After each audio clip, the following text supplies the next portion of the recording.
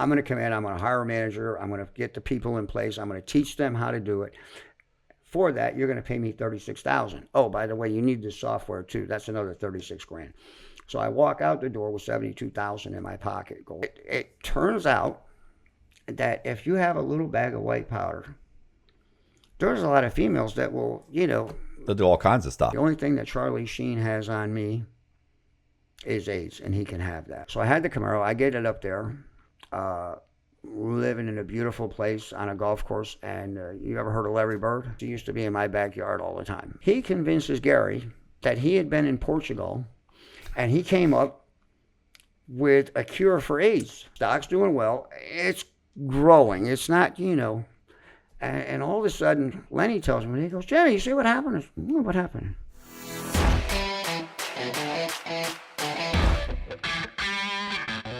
Hey, this is Matt Cox, and I'm going to be doing an interview with Jim Stergas. He's got a fascinating criminal story. It's actually more than it actually spans quite a long time and decades, is varied. So check out the podcast. One, I appreciate you coming. And the second thing is, it's funny because was it sheriff's deputy or police officer? Deputy sheriff. I was a deputy sheriff. Okay, so it was like law enforcement.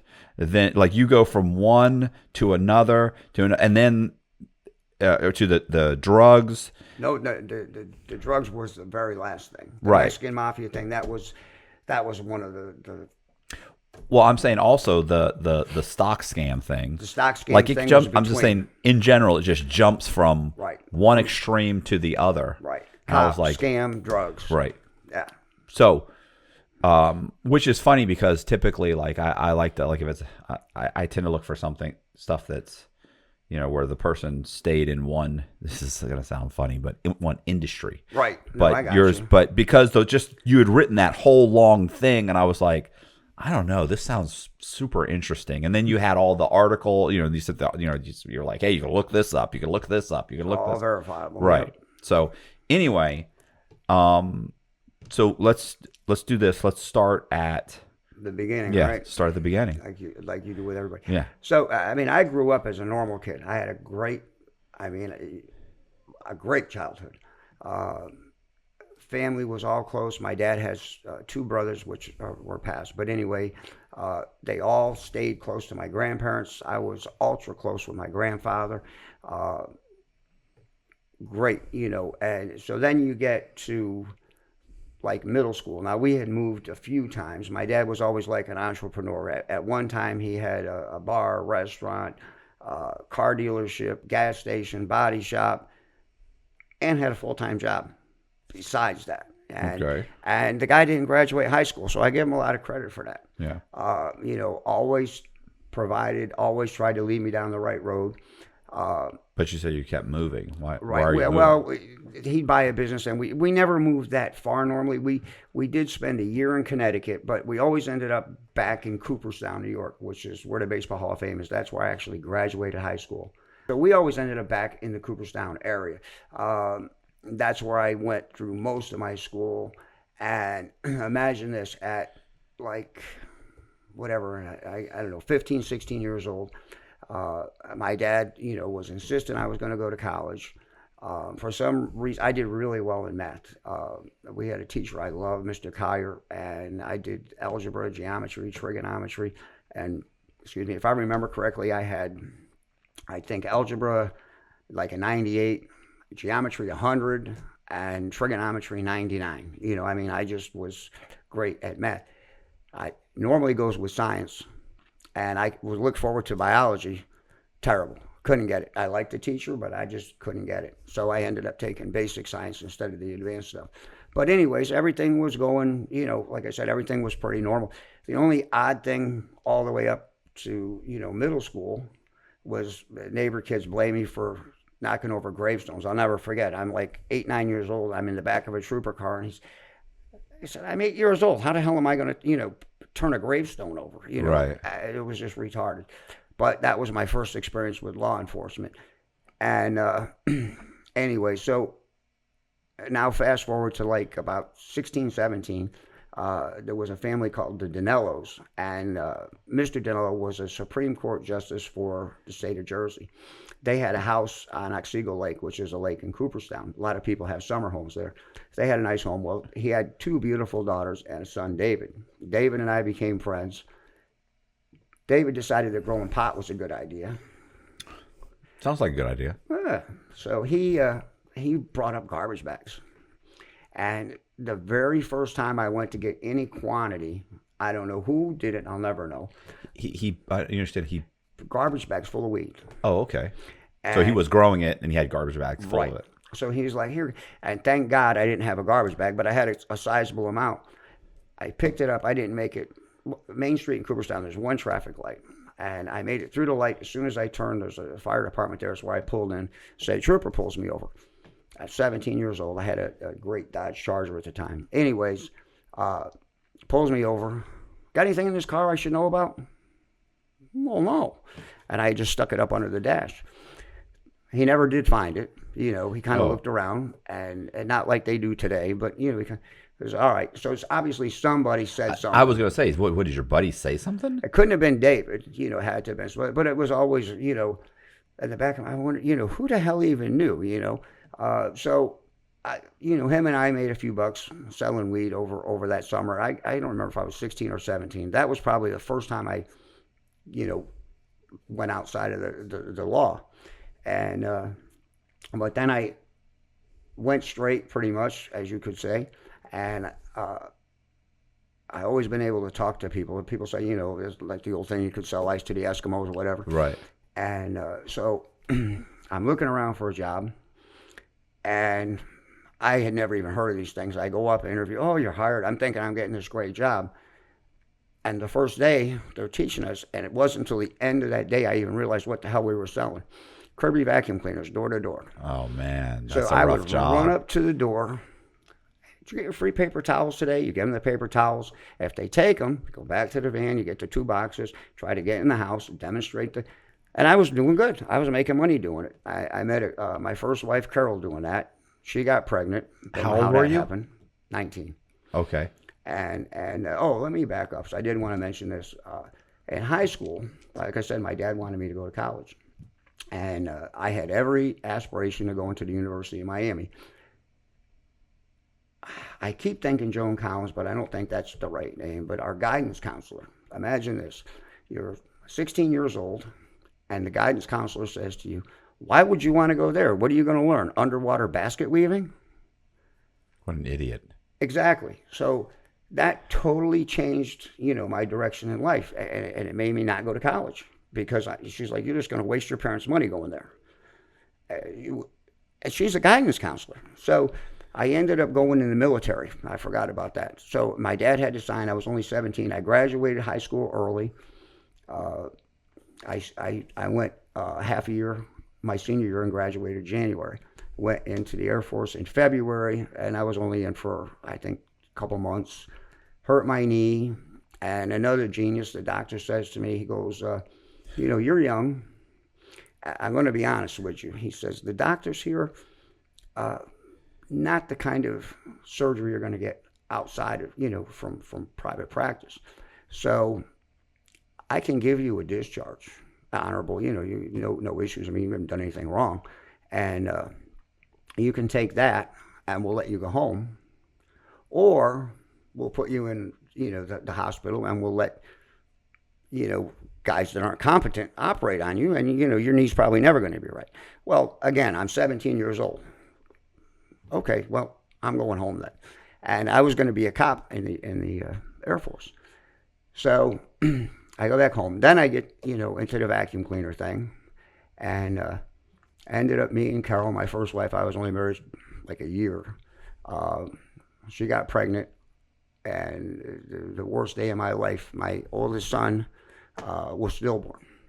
And he was huge, like 12'6", and we got to hold him and all, but it was a tough day. And it turned out the only reason that he didn't live was she had excessive sugar spilling over, and the doctors didn't pick it up. She was diabetic. If they had picked it up ahead of time, he'd still be here. So And what year was this? That was like 1980. Okay. And so then she got pregnant again. Not sure how that happened, but we don't know. Anyways, and I ended up with another company called Millbrook, and not the bread company. Guy's name was Lee Isaacson, and he's like, anybody that can go out and knock on doors and sell vacuum cleaners, I want to hire you. And they did health and beauty aids, candy, and stationery to Ames department stores, which was like Kmart today or Walmart, whatever. I guess Kmart's not even around anymore. And so I did that for a year and a half, and I had a problem with, well, I did real well. They promoted me, and they called it store design. What that meant, when they opened a new store or did a remodel, I would go there for a month, whatever, and set our section up. So they're giving me a crew of young girls. And so, at night I'd be... Things happen. Exactly. And I get it. The dumb thing that happened is... Are you still married? Oh, no. Oh. No. Oh, no. At that time, yes, I was still married. Right. So here's the dumb thing I did. The vice president in charge of security for the Ames department stores, her assistant / girlfriend, now the vice president is complete 100% lesbian. Lisa, her assistant, is bisexual. So she's at the store with me, and the girls talk, and so she decides that taking me home to her room is a good idea. Well, we're in bed, and the vice president comes to surprise her girlfriend Lisa and comes bouncing through the door. That was the last day I worked for that company. She called my company and said, hey, he's not allowed in any of our stores anymore. He's fucking my girlfriend. That's it. Got to go. So at that point, I went into the car business and did well at that. And I moved from... Can I ask you a question? How did that scene go down?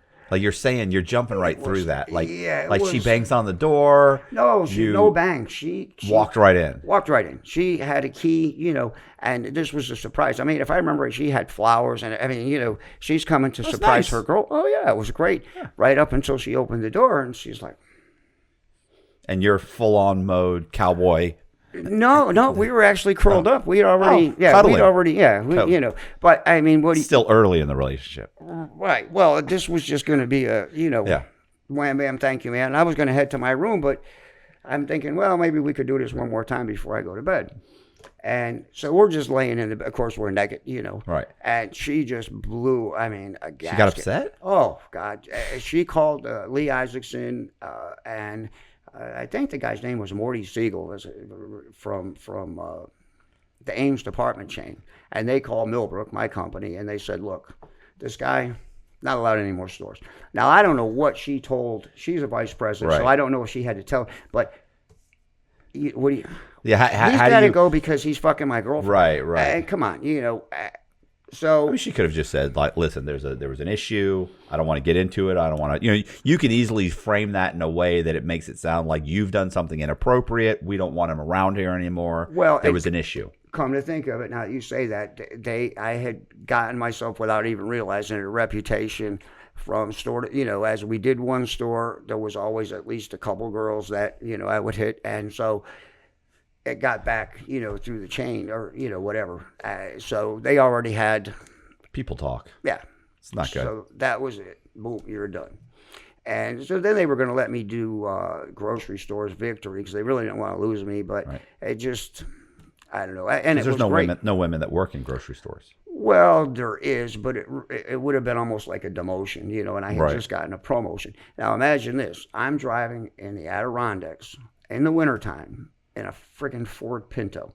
They used it. They said, listen, you have the roughest terrain and stuff. And, so, I mean, again, I'm 19. I've got a company Amex, plus a gas card, company car, I mean. Yeah, but it's a Ford Pinto. They're trying to kill you. Right. So they're just waiting for you to get hit from behind. It's over. Again, and one of my genius moves, I went downhill skiing with cross-country skis, which, of course, the bindings don't, and screwed up my knee. So I'm taking cortisone shots just to be able to move around, hobbling around with crutches. I'd already had 2 transmissions go out in this friggin' Pinto, and I'm in the Adirondacks. It's snowing like hell, and cold, blowing, a transmission goes out. I walk like 2 miles in the snow with crutches. I was pissed. So they're like, well, just get a rental. I said, okay. So I called Hertz. And back then, it was, what size car do you want? Okay. I got a fucking Lincoln Continental. It was like $59 a day back then. Right. Plus 45 cents a mile, And when Lee got that bill, he was not happy. I mean, he blew a, who the fuck do you think you are getting a Lincoln? I don't even drive a Lincoln. I'm the blah. And so, but they were quick to get me a Mercury Zephyr then. I mean, it was like, as soon as they found out I had that Lincoln, get that car back, and we're going to have somebody meet you with a Zephyr. I said, okay. So, and I will, one other side note with that job, Bruce Williams was my district manager, and we met in Plattsburgh. I'll never forget this either. And Plattsburgh is only about an hour south of Montreal. And we decided we were going to go to Montreal. So we get up there, and neither one of us has a clue about French. Everything's in French. And all we could read on this sign was, continuous striptease, choose your partner. That's us. Sounds like a place we need to be. Exactly. Well, and there's nothing but females, around the corner. I mean, up the block. And I mean, some hotties, going, no men. I'm like, we're here. This is it. We're done. It's Canada. So we wait online for an hour, and we get to the door, and here's this, burly doorman, bouncer, whatever the hell you want to call him. And he's like, no, can't come in. Fuck you mean I can't come in? And I kind of sidestepped him and pushed him a little bit, and I walk in just far enough, and here's a male stripper wanging his, swinging his shit around in this girl's face, and I was like, and now the bouncer, he's not mad, now he's laughing because not the kind of place you wanted to be. He was doing you a favor. Oh, he definitely was. So then he instructs us of where the female strip club is, around the corner. So we go around the corner, and we proceed to get drunk. Now I said, listen, we just got done watching women strip, and now we want women. The women just got done watching men strip. Let's go back and grab them as they come out of the club. Well, it turns out I wasn't the first person that had this idea. There was actually a college student from Boston that drove up there on a regular basis and was charging, had a Volkswagen van, it was charging women, just a male prostitute out of the Volkswagen van. Funny as hell, I couldn't believe it. But when we got back there, I was so drunk, I couldn't find a park space, so I parked on the sidewalk. Montreal police had no sense of humor at all. Of course, again, it's like 1980, maybe 81. Back then, get off the sidewalk and drive careful and get your ass back to the United States. Sticklers. Yeah. So that was another. And so, we were too drunk to drive back to Plattsburgh. So we ended up with 2 hotel rooms in Plattsburgh and 2 hotel rooms in Montreal. So when that bill hit, and I think that we put some of the bar tab on our American Express card. So Lee kind of blew up about that one too. That job didn't last. Well, that's the same job. Yeah, that's the one I got caught. Yeah. With Lisa. You're a problem. It was about 18 months I was there. You're a problem. A problem employee. Well, no, my biggest issue is I like vagina. That's right. And billing the company for it in some way. Exactly. What's wrong with that? No, I hear you. As an employee, I'm with you. I hear you. As an employer, not so good. You're an issue. Right. So yeah. Well, but they gave us I can't remember if it was $30 or $40 per diem. Per diem. So, and this was my argument back to Lee. I said, listen. I ate, this is your fault, Lee. No, I said I ate. Why'd you give me this credit card? Fried chicken this night, and a $6 cheeseburger this night, and this night, I had a salad. So, I had like $80. So the fact that I spent $300 at the bar, I more than made up. You should offset it by the $89 that I saved you. He didn't totally agree with that. I feel like that's a powerful argument.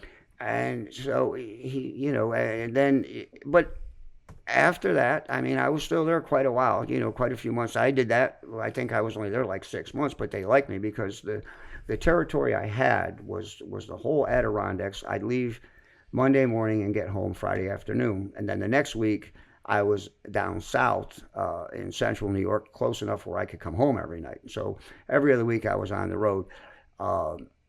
Hence you're 19 years old, you got a suit and tie job, company car, the Amex, again. And like I said, I've always been like a vagina addict, I guess. I just always. So, uh, but I did, and I'd go in and I'd talk to the store manager, hey, let's put an end cap of this. And so I increased the sales like 60% for my Right. territory at 6 months. And they're like, hey, this guy knows what he's doing, blah, blah, blah. And I was a hustler. I've been a hustler my whole life. So anyways, I, sleep with Lisa, lose that job. And then I take a job at the Ford store. And the first day I was there, I sold the first car. I sold a used Mustang.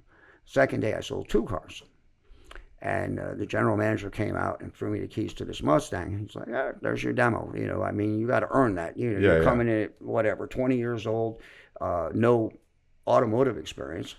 But you know what you're doing here. So here's your demo, the Mustang. Well, great. I feel like that was a mistake on his part, but. Well, yeah, probably.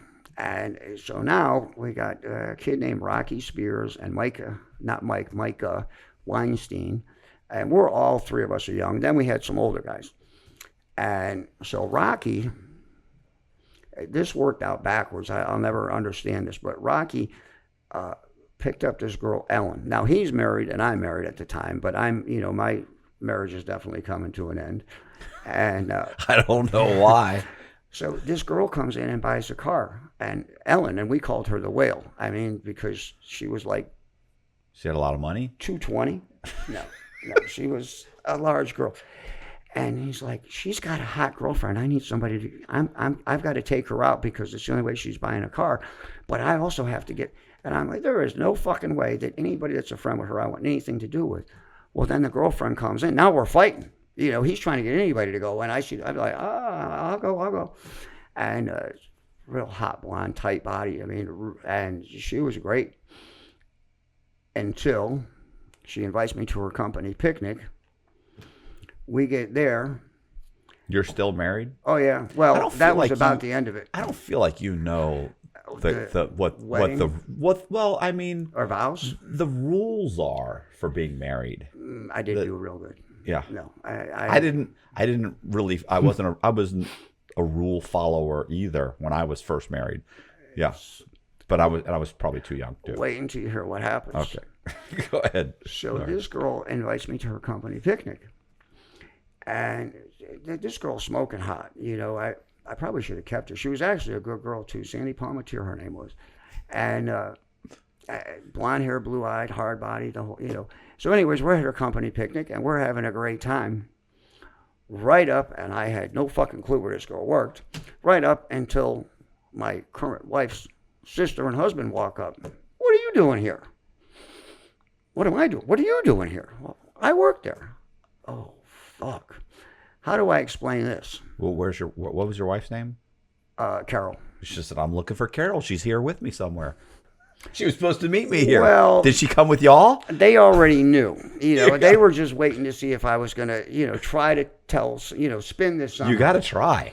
And yeah, I always said, well, when I get to the second wife, you're going to love this story, because I always said if I got caught with my dick in some girl's mouth, I would say I tripped, my pants fell down, and it fell in her mouth. Yeah. And I actually did try to explain that to my second wife. Freak accident. Had her best friend of all people, but we'll get to that in a little minute. But a little kind of a habit forming going on here. Yeah. But anyways, so that was, Carol was devastated. I can't believe it. I said, listen, we never should have got married to begin with. I married you because I got you pregnant. Then I didn't want to have, we weren't trying to have another kid. And I said, you don't like oral sex. It's really her fault. Yeah, that's what I said. And I said, listen, you deserve better than me. Yeah, that was what I finally tried. That's the argument to go with. And no. I crying, don't, I went to call somebody. She rips the phone out of the wall, throws it. So now the neighbor living in a duplex is the landlord. he calls the police and they come. Thank God, they didn't drag me off, but the cops all knew me because I was a volunteer fireman at the time, and EMS, EMT, whatever. So anyways, he came, and Fran's like, Jim, what are you doing? And I said, I'm trying to get out of here. Bitch doesn't want me to go. And he's like, well, what's the problem? Again, in my infinite was, well, she doesn't like to suck my dick. So, and so, never mind. Just get your shit and go. So I finally leave her. And Dave Lonis was our F&I manager at the Ford store. He left and went to Brian Barr, Cadillac, Buick. What else do we have? Cadillac, Buick, Nissan, BMW dealership. He goes there as an F&I guy. And he said, listen, I want you to come over here. He goes, listen to this. Monday, Wednesday, Friday, you work 8:30 or 8:30, 9 o'clock till 1. Then you're off from 1 till 6, and then you come back from 6 to 9. But Friday, when you get done at 1 o'clock, you're off until Monday every other week. And the other days you work 1 to 6. So, and then, you flip-flop. So every other week, you got a 3-day week, well, 2.5 days. I said, that's great, Dave. Plus, we'll give you this. So I moved down there. I'm there, and that's in Utica, New York, which is Little Chicago. Back then, we actually had, there was mafia connections. Tons of Italians. Not that every Italian is mafia people, but, there was. So anyways, I'm there. I'm doing well. And Jay Moran, older guy, comes up to me one day, and he says, and I was a decent-sized guy back then. I mean, I probably weighed 175, 180. And, I could take care of myself. And he's like, listen, I'm a county legislator, and we really need a couple more deputy sheriffs. I want you to become a deputy. And I'm like, okay. So I go up and see Ingalls, who was the undersheriff, the next day, very next day. I went there, I think, 1 o'clock in the afternoon. By 2 o'clock, I got a sheriff's shirt on, a badge, the whole 9 yards, and an ID that says you are a deputy sheriff. No school. No, nothing. No, here you're hired. So, school comes afterwards. We're giving you, what do they call it? Well, the badge said special, and provisional. They call it provisional until you can take the test and all that. So, of course, you start off working in the jail. That's, that's just how it is. Yeah, I know. Yeah. And it was so different back then. I mean, everybody wore the street clothes. Everybody smoked, in the jail and all that. I was only there a couple weeks, and they moved me. I wasn't with the prisoners anymore. I was doing, which to me was a great thing, I was doing booking. And so when I started on the midnight shift. I'd work midnight till 8, and then I'd go to the car dealership. So I was doing both. And then I ended up pulling some doubles and this and that. Then I ended up staying at the sheriff's department full time, and then I cut back. But I always gravitated back to the car business. And along the line, there was a little convenience store that I would stop at on the way to work at the jail. And I met Luann there, which was my second wife. Are you still married to the first one? No. But yes. Yeah, I take that back. Yes, I was. And because she didn't want to even know me after we've been going out a couple months, and found out I'm married, but I'm getting a divorce, and I don't live there. I mean, right. And I really didn't. So, long story short, we ended up dating for a year or something, and she got pregnant, and we got married, and I really did love her. I mean, I really did love her, and so we had 2 boys and a girl, 18 months apart, and now I'll end my sheriff career. So we had, I think the first one was Jimmy Zalaka. Oh no, I take that back. Greg Muldoon, Jimmy Muldoon, and Frankie Fizette. They murdered a Marine that was home on leave for $11. Jimmy Muldoon, I finally got him to confess. He confessed to me. Without slapping him around much. I was going to say, we're talking about like that. It was a little persuasion. He was only 16, so I had to be a little bit careful. Right. And back then there was no phone cameras. book. No, the phone book. Wait, you hit him with the phone? No. No, it wasn't even that gentle. His head hit the wall a few times. I mean, I think he tripped. But anyways, Jimmy finally came, and I was just literally sick to my stomach. Matt, you just can't imagine this 16-year-old kid. Well, put his head on the railroad track, And Frankie's jumping as high as he can with his boots on this guy's head and until he starts bleeding. And then we think, well, we might be in trouble for this. So we might as well just, you're fucking kid for $11. The kid's, he's a kid. He's home on leave.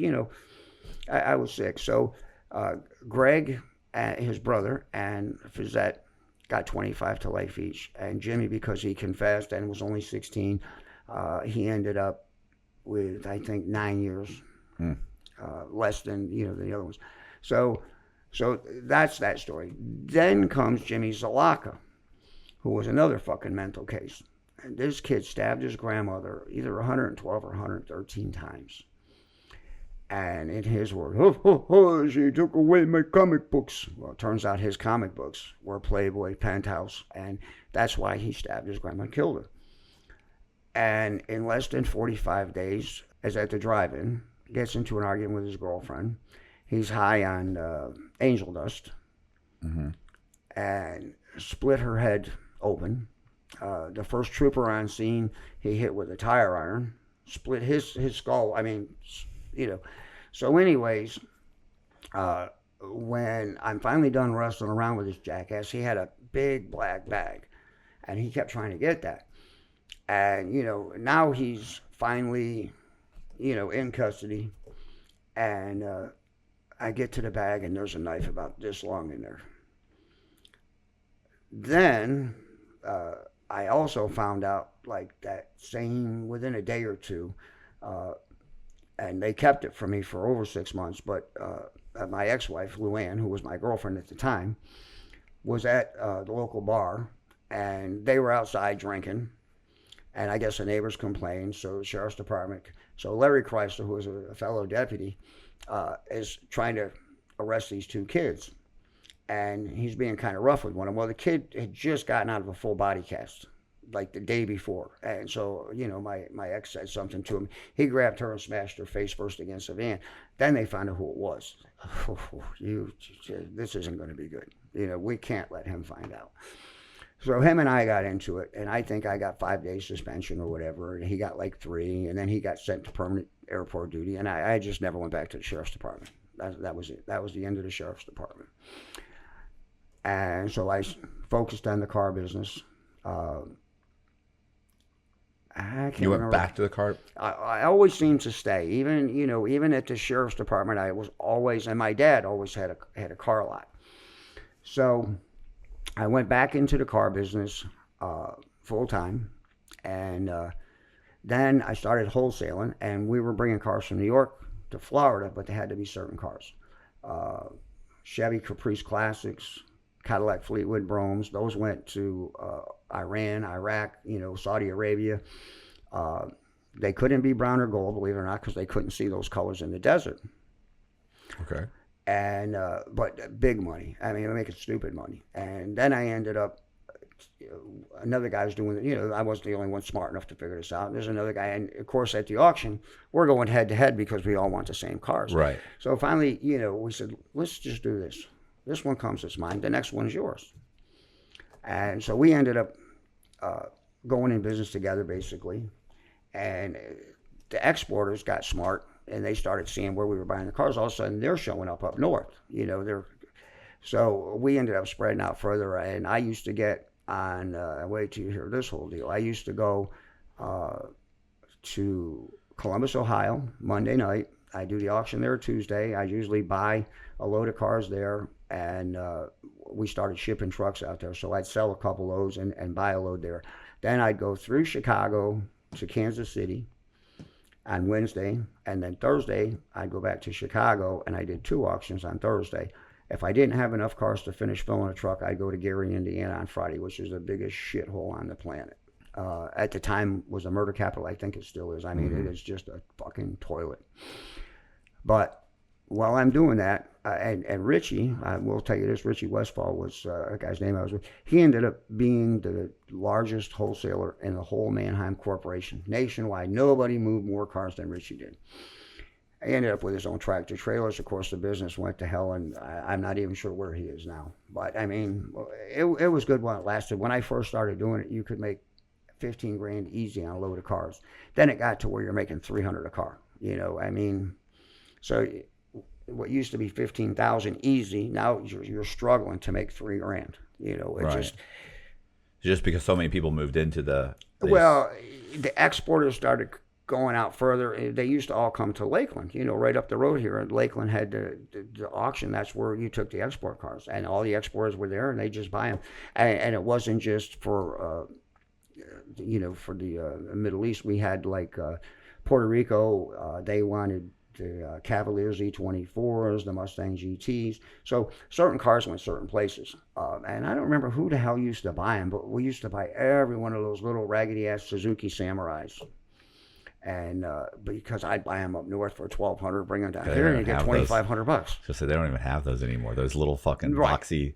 Little, Boy, yeah. those are cheap too. Yeah, well, it was like the most fake Jeep thing Yeah, that yeah. you could ever find. And you had to be careful. I mean, in Chicago, you got to remember I'm buying cars year round up there. So in the wintertime, it's not such a joy to be in Chicago, you know. And, you know, I had a set of Carhartts that I bought and heavy boots that I would go trudge through the yard before the auction to see, you know. And now you're trying to look up underneath because you want to make sure the frames weren't rotted. That's one thing they could arbitrate them for. Now you got it back, and, you know, you spent You're $1,200, stuck, yeah. and you're screwed. So we had a whole crew of people down here. I mean, auction day, there was 15, 20 people doing nothing but cleaning cars. I mean, Q-tips in the vents and, you know, toothbrushes, whatever. And we would de-North them, or de-New York them is what I used to call it. So you would hide every bit of rust you possibly could, you know, spray some paint, you know, whatever you got to do. So that slowly trickled out and down. And I ended up... while I was doing that, I also got into racing. I raced on the dirt tracks, and the greatest thing ever. I remember Kenny. I think it was his 9th birthday. We were going to the races, and he's like, "Dad, you got to win today. It's my birthday." The last corner on the last lap, I actually made the pass to win the race, and you know, they give you the checkered flag, your little victory, and I came up, you know, and stopped in front of him. I knew where we were sitting, and so. Like I said, I think it was his 9th birthday, and he was 19 or 20, came to Daytona, and we were out fishing in my boat, and he remembered that, you know, we were talking about stuff, and so that was a cool moment.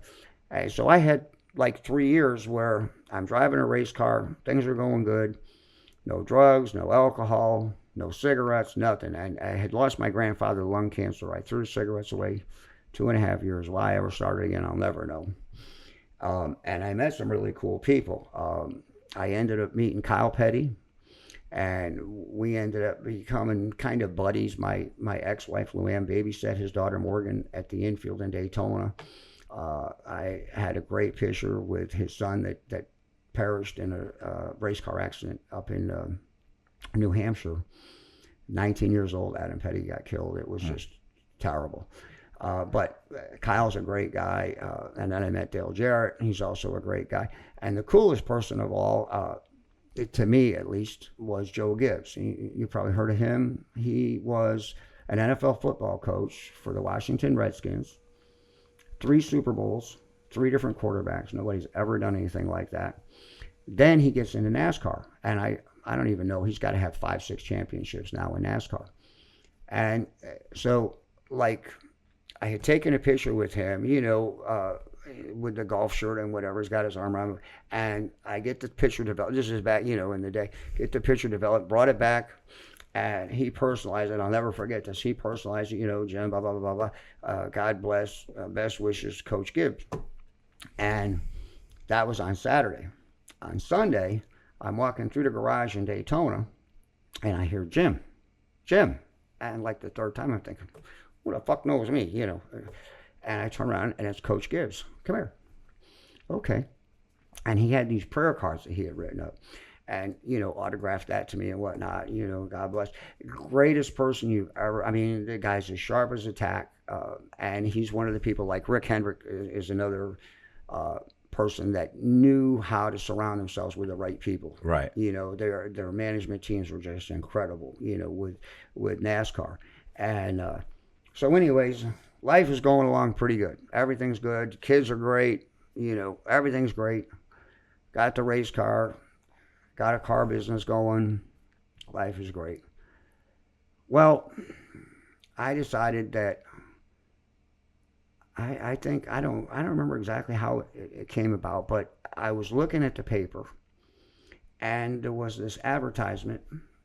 Uh, it wasn't really a job. It was, you're kind of buying a business to be a sales trainer for the whole state of New York, predominantly with the automotive business. Big money. And I thought, this. So I call the guy up, make an appointment. I drive down to Cherry Hill, New Jersey. We make a deal. I paid him like $3,000 or $3,500 for this franchise, which later really was bullshit. I mean, he was selling me fluff, but he gives me what I ended up with for $3,000 was a bunch of cassette tapes because he was trying to sell these tapes subliminal messages, and I didn't really believe in any of it. I sold the tapes one time, and then I just got away from him. But what I did get from him was like a New York phone book, huge, every car dealer in the state of New York. So I started calling him. Here was the deal. I'll come to your town. I'll put an ad in the newspaper. You pay for that. You pay for my motel, per diem, give me a car to drive. I'll hire salespeople. Monday, Tuesday, I would interview. Wednesday, Thursday, Friday, I train them. Now, here's the trick. Here's how I get paid. You pay me $500 for your job. So these people are paying me $500 a head to come in. The first week that I did it, I ended up with, I think, 12 people.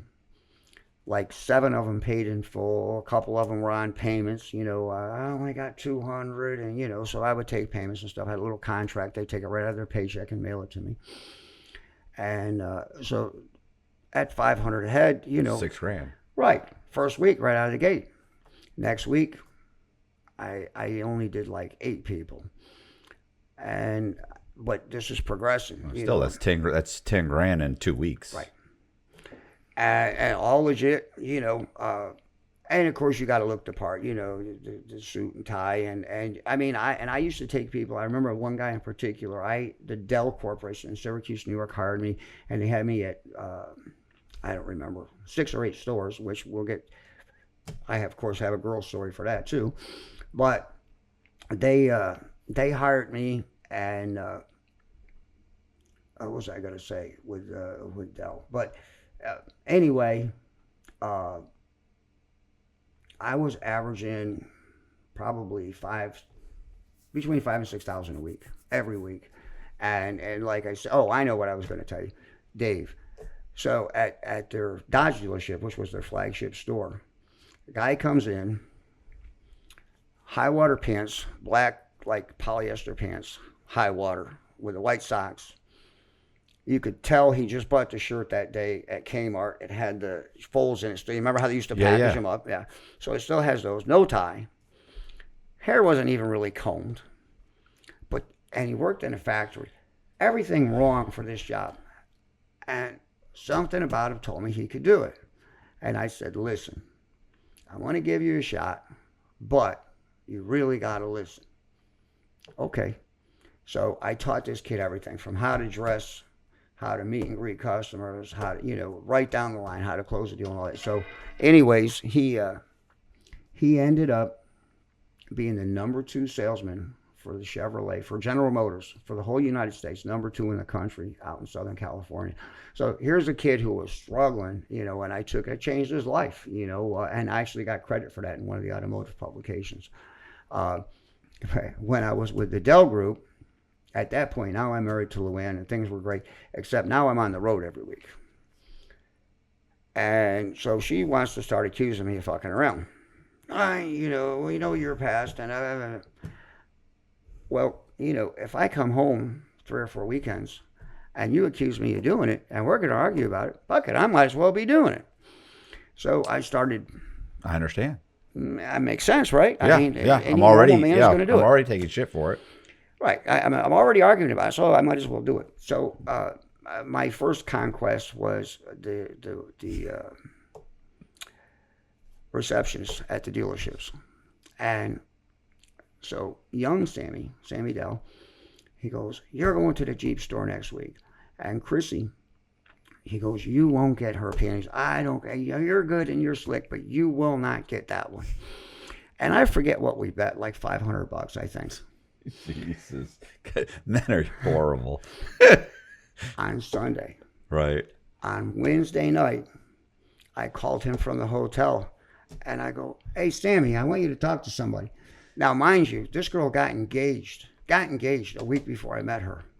I've Right. known her 3 days. She's in the room on the phone with Sammy giggling. Ha ha ha ha. Well, what about your boyfriend? You know, your fiance. You told everybody how much. Well, I'll probably still marry him. This is just, This doesn't mean anything. It's just sex. Well, it was sex, and it was the beginning of cocaine. I had never done drugs or anything, but it turns out that if you have a little bag of white powder, there's a lot of females that will, They'll do all kinds of stuff. they do the dumbest shit that, anything. And I figured that out about Chrissy. And so that was the beginning of me doing it. And so anyways, and my marriage is going to hell. She's figured it all out. But in the interim, I had picked up Time Warner. Now, Time Warner, everybody wanted a job for the cable company. Right. And this was at the time, it was Time Warner back then. And what was this in the 90s? Would have been, it had to have been around, been around 90, 91. Where cable was massively huge. It was Right. laying pipe everywhere. They were. And the deal was they had to go to each and every house and install a box. Right. So somebody at their office said, listen, to offset some of this expense, let's hire salespeople and send them in and say, look, when you get to the house, look around. You see a bunch of toys? Okay, it's kids. Try to upsell, sell them Disney Channel. Or wait, what's the other one? Nickelodeon. Yeah. Nickelodeon. And so the first week I go to Rochester, New York, man. I started interviewing people at 7 o'clock Monday morning, went until 11 o'clock at night. Same thing Tuesday. I ended up hiring 30 people. Time Warner had been putting ads in the newspaper right and left. They couldn't hire people. They couldn't get people to come in. So now their manager will say, hey, this guy can do, and now instead of 5,000, 25, 30 grand. And, I'm getting at least around 20 grand when I'm done for the week. Right. You know what I mean? And 20, is that right? Yeah, I think that's right. I don't know. Anyway. Well, you said 30. You said 30 people 30. times that's $15,000. 15,000, right? So, and you wouldn't. All right, so 15,000. So yeah, I was thinking a little bit wrong. I did have weeks where I made more than that, but so, and out of 15, you would end up with say 10 that you walked out with. Right. But you got to remember, that's 10 net because I had zero expense. Right. They paid everything. They paid the hotel, the meals, car, everything. And so I started doing that. Then I hire a guy who you remind me of, and this kid, Stevie, he's a piece of work. And a little Italian kid from Rochester, New York. Right. And what's going on, YouTube? RDAP Dan here, Federal Prison Time Consulting. Hope you guys are all having a great day. If you're seeing and hearing this right now, that means you're watching Matt Cox on Inside True Crime. At the end of Matt's video, there will be a link in the description where you can book a free consultation with yours truly, RDAP Dan, where we can discuss things that could potentially mitigate your circumstances to receive the best possible outcome at sentencing or even after you started your prison sentence. Prior to sentencing, we can focus on things like your personal narrative, your character reference letters, prepping you properly for the pre-sentence interview, which is going to determine a lot of what type of sentence you receive. If you've already been sentenced, we can also focus on the residential drug abuse program, how you can knock off 1 year off of your sentence. Also, we have the First Step Act where you can earn FSA credits while serving your sentence. For every 30 days that you program through the FSA, you can actually knock an additional 15 days off per month. These are huge benefits, and the only way you're going to find out more is by clicking on the link, booking your free consultation today.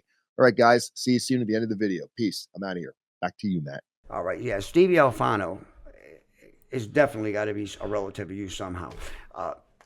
Built like you, he's Strikingly handsome. Well, of course, yes, and yeah, that goes without saying. And Stevie is also height challenged.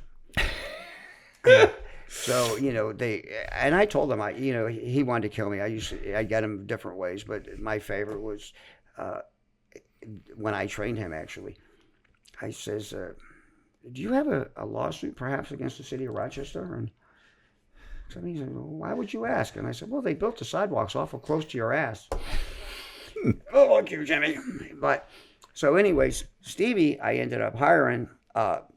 He picked up things quick, so I hired him to go and train salespeople for me. Stevie Alfano, and this kid actually, I don't know if he still is, was in the Guinness Book of World Records. He went down the steps of the Kodak building in Rochester on his hands. So. A clown like you, and then this kid too. We go to Miami, and we're going to get into that in a minute with the Uniprime with the big scam here, and we went there to visit, and the office and see if we wanted to merge my company and all. But anyways, we're in Fort Lauderdale, and we went to the playpen, and it wasn't that busy. It wasn't like spring break, nothing special going on. So there, you got this huge club that holds thousands that there's maybe 100 people in. So I pick up two girls, and we're back at the hotel.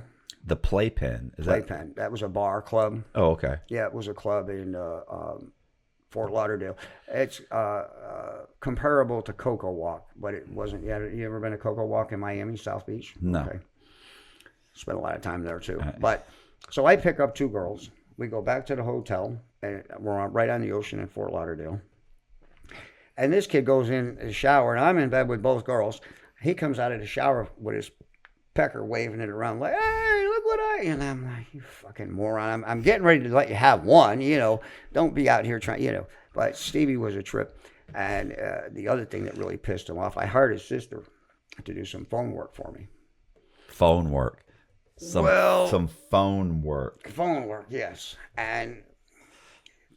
Jimmy, don't you touch my fucking sister. Yeah. Don't you touch I'll fucking kill you, Jimmy. Okay. So I thought he was, and he wasn't, and he turned up, and that didn't go well. Now his sister, Janice, lived down here, bodybuilder. Her boyfriend, Tony, was probably, I think he was like $190 when he started on steroids. Got up over 300 pounds, couldn't tie his own sneakers. And they arrested him in Orlando the feds came from Orlando, or I think Tampa maybe, but Arizona too, at 3 different cities. And Janice was as hot as the day is long. She was in the shower. They fucking ripped her out of the shower, threw her on the ground, had her handcuffed sitting on the couch naked.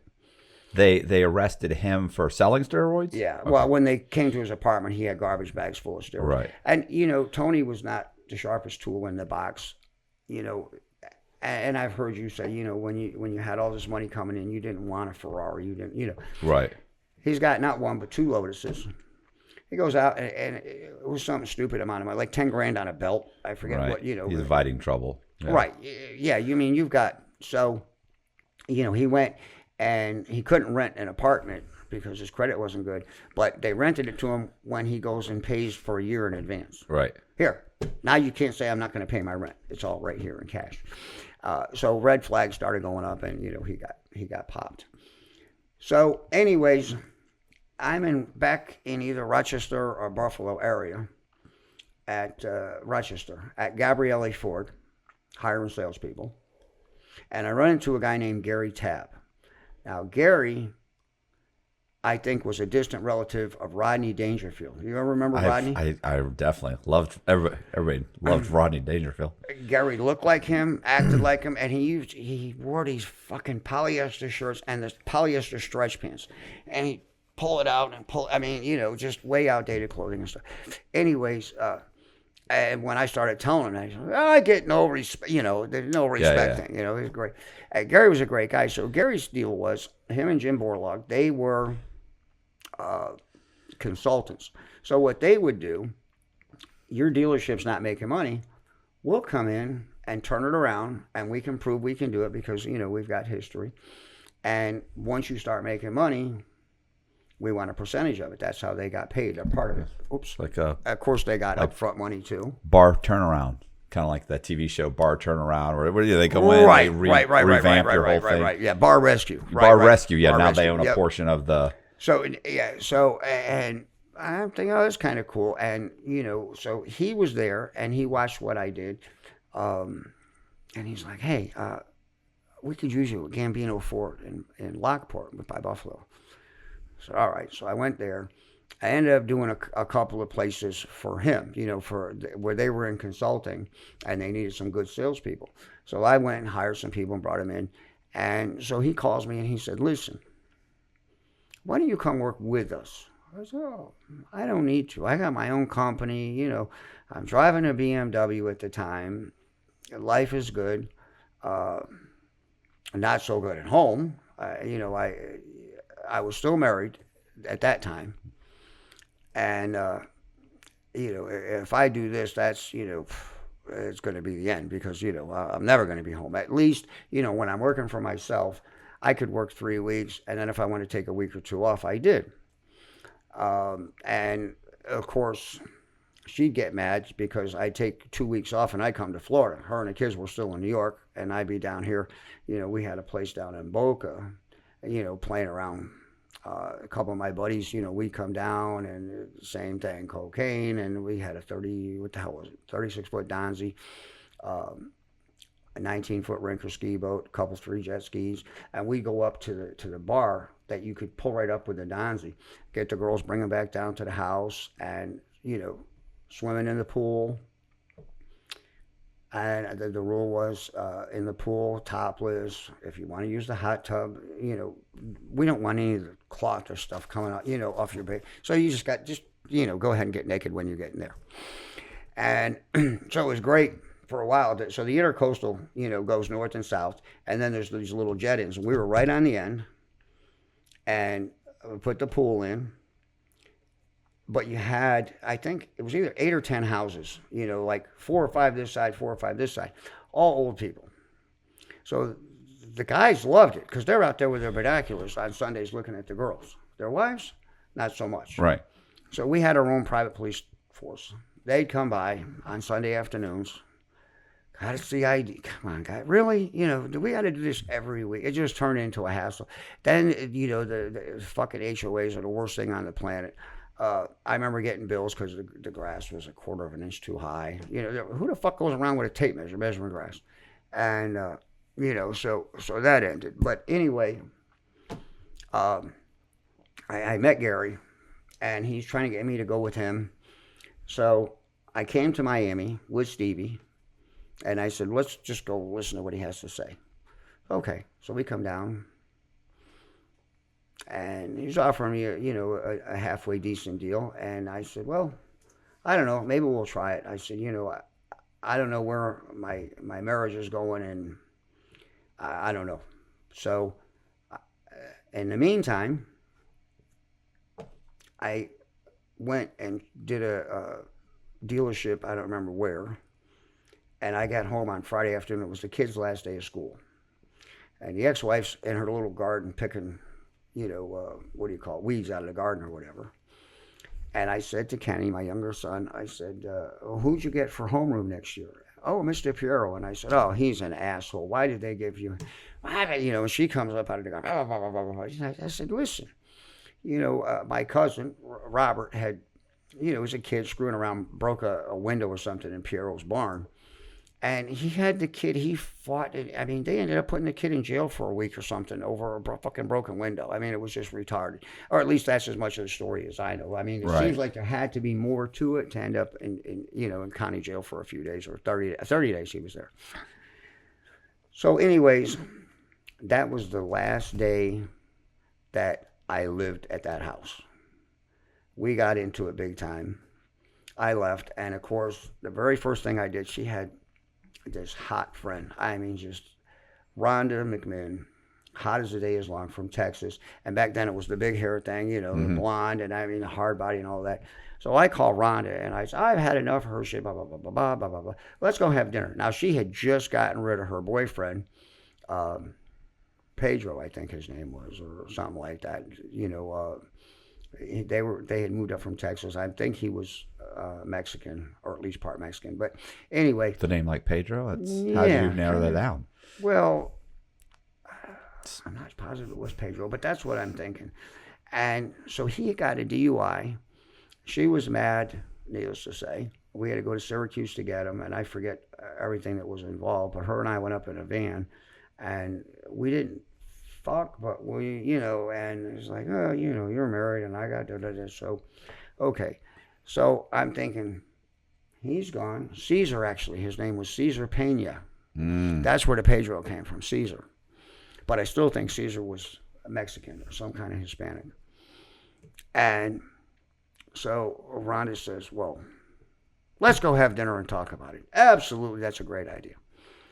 So we go eat, and now you have to picture, Cooperstown is a very small town. There's like 3 bars. We are in the one bar where 6 or 8 people that my ex-wife worked with are there. She worked for the county. She was a earned income specialist. So she was the one that got to tell the people that were getting welfare, sorry, Matt, you made $12 a week too much, right. So you don't get food stamps anymore. Right. And somebody actually went after her with a box knife, and that's why they ended up. That was why they ended up putting sheriffs, deputies in that department. But so a lot of her coworkers were at this bar, and now here's Jim and Rhonda in the bar drinking together, and we're making out, and blah blah blah. So somebody had to call her. Well, they're best friends. She doesn't know where I went, all she knows is I took some clothes and I left. Well, now people are calling. All right, yeah, you're not gonna believe what you. So, needless to say, she shows up, and what a fucking fiasco that was. I didn't get laid either. That was the worst part. She put the cock block on me. It's upsetting. It pissed me off. So I at that point packed up. I had a motorhome, and I still had my race car trailer. I had sold the race car, but I had the trailer. I put my BMW on the trailer, and off I came to Florida. My parents live down here, and I'm going to go down and do this thing with Gary. And so I get to Miami after I've virtually stopped doing what I'd been doing, which was very successful at. And their office was so impressive. I walk in, and you ever heard of Brickell Ave in Miami? Brickell Ave is... Brickell. Yeah. Brickell, not Brickell Avenue, just Brickell in general. The whole area is amazing. Well, exactly. Like a super clean Manhattan with but better. Exactly. Better weather. Did you notice the Bank of America building by chance? Not specifically, but I mean, every building out there is amazing. It's gorgeous. Glassed-in elevator. I used to ride. Forraris, Lamborghini. Like, I've never seen so many European sports cars in one place. Well, that's where our office was, on Brickell Ave. We were on, I think, I forget, 32nd floor maybe. Right. The office they give me is a big corner office overlooking Biscayne Bay. Doesn't get much better. Right. Suddenly, they don't have that much business. They've got money coming in from what they've done, but nothing is creating revenue for Jim. But we're going to get all this fixed, and we're opening a new office. We're going to shut this one down, and we've got these other people. Well, and as it turns out, we're moving to Vegas, and we have Hank and Andy Williams, not the singers, who happen to be from the little town in Texas. I think is it Odessa, where the little girl Jessica was down in the welfare days. Right. Okay, is it Midland or Odessa? I don't know, whatever. Anyways, Hank and Andy are from there. And Hank had a crack problem, and he's going to be the president of our new corporation. Sounds like a good choice. Well, the last time that they had seen him before, he had pissed through everything. They gave him $100, put him on a train to North Carolina. Excuse me. He goes into this dealership in the mountains up there and introduces them to subprime lending. They're selling 125 cars a month, just subprime. Right. Wait, here's a mirror. Can you fog it up? Right. Oh, you're approved. Yeah. And so he makes a good name for himself. So that's how he gets voted to be the president of his corporation. That was, they told me all the good things he brought. They left out the part about the crack. All that shit. I didn't hear nothing about that until after I'm living in Las Vegas. And so we go out, and there was 7 of us: Gary, Tab, Hank, and Andy, Jimmy Borlaug. Jim Borlaug was with Gary when I first, the 2 of them were together with a consulting company in Miami. I'll never forget Jim Borlaug, this really gruff older guy with a very extensive vocabulary. And I was pitching a place in Cocoa or Melbourne to do some consulting work for them. And he's like, fuck this paper. And he writes them this letter. And like in the first 2 sentences, there's like 5 words that I couldn't even pronounce, much less know what the fuck they mean. And then it's, well, let me extrapolate on that. Like, Jim, this is nonsense. These fucking guys don't have that kind of vocabulary. They're car guys. They're like me. They're smart. And Yeah, but you got to know your audience. Yeah, exactly. So, anyways, we all pack up and move to Las Vegas. I did they got out there and got the office and everything set up, and I had some other gigs of mine that I still, things that I had set up, previously. And I picked up Stevie in Tampa in my car, and we went up to Rochester. And I did something in Rochester, and I think he trained a group in that area. And then I had a refresher. I used to do some motivational speaking too, and come back in like a refresher for the salespeople. Time Warner used me more than the car dealers did for that. But I went to Buffalo. I think it was just like a 2-day refresher thing or something. And the company actually paid. The people didn't have to pay it. Oh, I did leave this part out. So I charged them $500, but the deal was, if you made it 90 days, the company would give you $500 back. So that made it a little easier to get somebody that's unemployed looking for a job to give you $500. Right. And I mean, I would try to be as firm as I possibly could be. I tried to get everybody to pay me up front, but I didn't care about the payments. You know what I mean? Because if they last even a month or 2, and even if they're just getting their draw check, I'm going to get at least half my money. Right. So if I get $250, $300, okay, no big deal. So anyways, we leave Daytona, or I leave Daytona, come to Tampa, get him. Then we drive to Rochester, Buffalo. And we had a great time on this road trip. I don't remember what the hell. We did something in Columbus, and we went to my buddies in Kansas City, Missouri. We spent 3 days in Denver. There used to be a bar in Tampa called the American Cowboy. Back up a little bit to Tony and Janice. I didn't even know what the fuck this stuff was. And I really wasn't into drugs, but they had the GHB. Mm-hmm. The Coke, I like the Coke, but they had the GHB, which I didn't really know what it was until later. Tony's like, you got to try this stuff. And so he's got a Gatorade bottle. He goes, how much do you weigh? It was like real fucking technical to know exactly. So he gives me this stuff. And Stevie and I would go to the American Cowboy dressed like I am, with a pair of fucking Nikes on and shorts. And, you got the cowboys with their big belt buckles right. and the boots and all that, and piss them off by dragging their women out. So, anyways, the night they gave me the GHB, I'll never forget. I'm standing there and I'm communicating real well. I've got this girl talked in to give me a blowjob in the parking lot. And I just fucking basically, I said, you know what? Never mind. It's just kind of looking at me. I said, listen, just be on your way, whatever. And I basically passed out standing up on a wall. I mean, that shit's bad stuff. That was the one and only time I ever touched it. They call it the date rape drug. I mean, and that's another thing I never understood. Why would you want to rape somebody? There's so many women out there that'll give their ass away. Why are you going to rape them? So Las Vegas, you're in Las Vegas at the car place. So we finally get out there. Okay. And everything looks good, but I wasn't impressed with our office. But anyways, Gary says, don't worry, Jimmy, we got it. So by the time I actually move out there, we're on Polaris Avenue in a new building. It's beautiful. I got a beautiful glassed-in office, a nice indoor atrium. Life is great.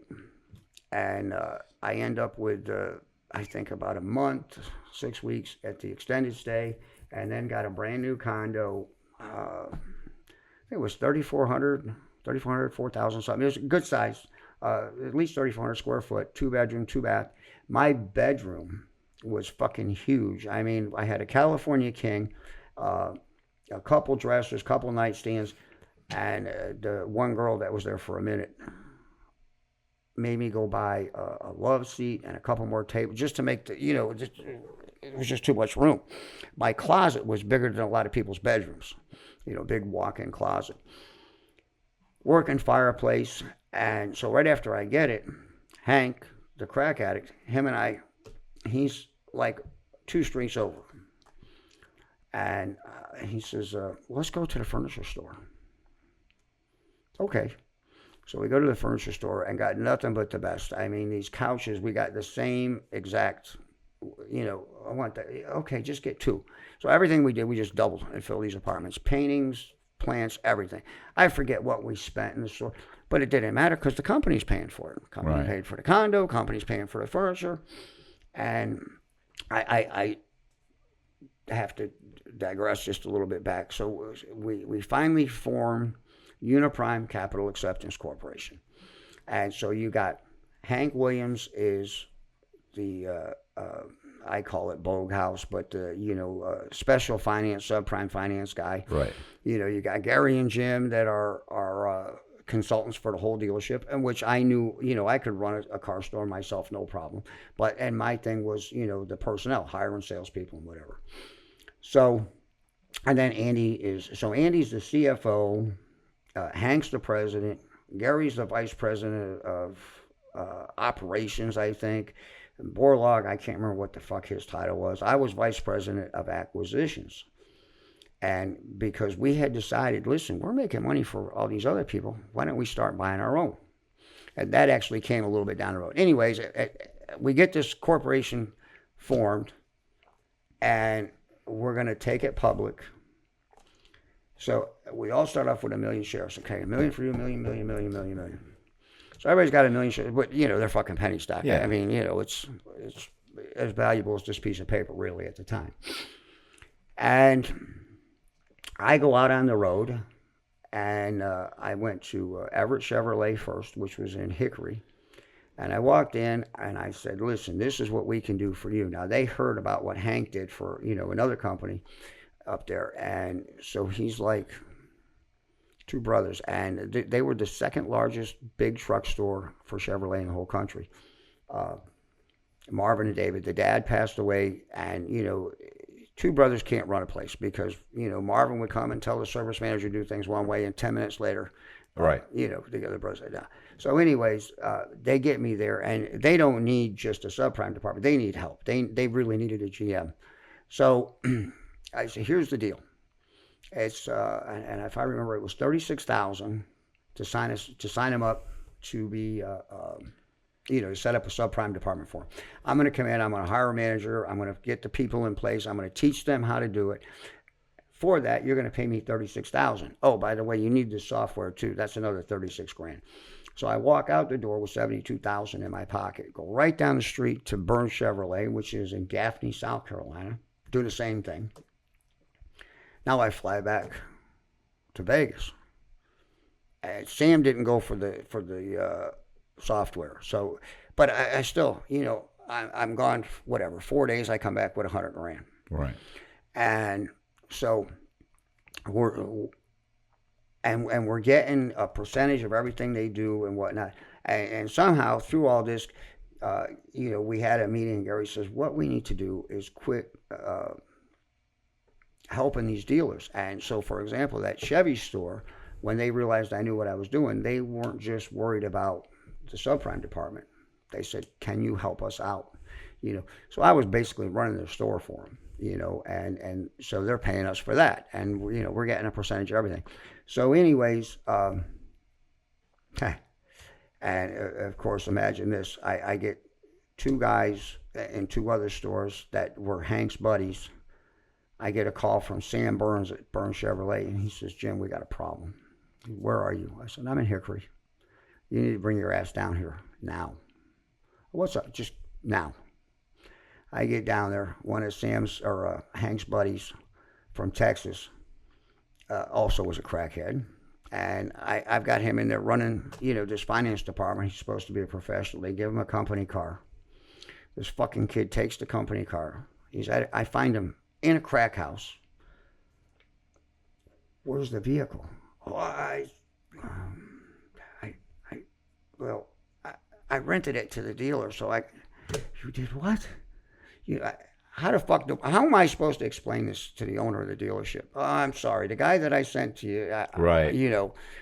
So I Right. get the vehicle back, and Hank's telling me, you can't fire him. He's my, what the fuck you mean I can't fire him? You know, I couldn't believe it. The company paid to fly his dumb ass back to Texas. I didn't want to do anything for him. I was like, Right. I leave him in a crack house, you know. But, and he didn't do it to me once, he did it to me twice. Two different guys. So I guess that smoking crack and doing subprime went together somehow in their eyes. But anyways, so finally we get to the point where we're going to start buying stores. And actually, I got to digress again. Before we got to that, okay, I've got the stock and everything. Life is good. The company's paying all my bills. Blah, blah, blah, blah, blah. I'm driving down the road in Las Vegas, and all of a sudden, I feel like I got to throw up, and I throw up, and I throw up blood. Well, this isn't good. And it happened like twice. So I was a little bit nervous. I go to the ER, and they said, I think it's just some irritation in your throat. However, if it happens again, come back. It's okay. I got 3 blocks away and more blood than, you know, so back I go. So they put me in the hospital in Las Vegas, and this is on Friday afternoon. Friday evening, they come up, and they've got this tape, like almost like a police line, you know. They had done a TB test, but the dumbasses read it backwards. They said I had tuberculosis, but I didn't. The doctor comes on, he's like, oh, those fucking idiots. That's, you know, they read it backwards. So they take the tape down, you don't have tuberculosis. That's the good news. The bad news is, come on with me. I go with him. Now, mind you, at this point, I'm probably 37, 8, someplace in there. He takes me to his office, takes this x-ray and puts it up in the light. He says, you see these spots on your lungs? I'm a cancer doctor. I'm about 95, maybe 98% sure that's lung cancer. And I want to prepare you, you know, best guess at this point in time, he said, you probably got maybe a year to go. Holy shit. Okay. Do what? You know. So, really, you know, changes your whole outlook on everything. Right. I gave, and I didn't even mention Eric, but Eric was my coke dealer out there. We got to be real good friends. I gave him the condo, the furniture, my clothes. I packed one bag with some clothes in it. And I mean, I had a closet full of, you know, suit. I mean, just, you couldn't imagine the shit. And I'm thinking, I don't need it. I'm going to go back to Florida, where my parents are. Kids are on the East Coast, and, you know, spend whatever quality time I have left with them. So now I've given everything away in Daytona, and I would go to the beach every day and walk and think, and, you know, what am I going to do? How, you know, am I going to try to go through chemo and all, you know, I mean, all this shit's going through my mind. 3.5 weeks from when they diagnosed, the phone rings. It's the doctor's office. My bad. Doctor says, great news. I was wrong. It's granuloma from pneumonia you had before. Well, of course, I'm extremely happy because I'm going to live. Right. However, all my shit I've given away. Right. I don't have anything but some clothes that I brought, you know, money. That's it. That's all I've got. I can't call Eric and say, hey, buddy, listen. Give me my shit back. Give me my shit back. So. Great news, Eric. Well, in the interim, as it turns out, the community wasn't real happy with him because, you know, as a drug dealer, and we'll get into that down the road, but as a drug dealer, the dumbest thing you can possibly do is conduct any business of any kind. Out of your house. Exactly. You don't shit where you eat. You know, don't bring these degenerates around your home. I don't want you to know where I live. Right. Eric didn't care. You know, 3 o'clock in the morning, and this is a nice guarded, gated community. The police for our development are, you know, you could see my front door from their gate. Right. And I said, what are you fuck? Well, I had some of them come to the balcony on, okay. And the back, well, okay, so they had to look around the corner and they could see you. You know, they're not stupid. So there was all kinds of problems, and of course my name's on everything. But and I did leave this out. I had mentioned it to Colby a little bit ago. Uh, the 2.5 years that I spent in Las Vegas, I said the only thing, back to the women, the only thing that Charlie Sheen has on me is AIDS, and he can have that. Right. Because when I was living in Vegas, buddy, all I wanted was strippers and hookers. When I was done with you, when they were going out the door, make sure, look around, make sure that you have everything you came with, because you're not coming back. Right. This was a one-shot deal.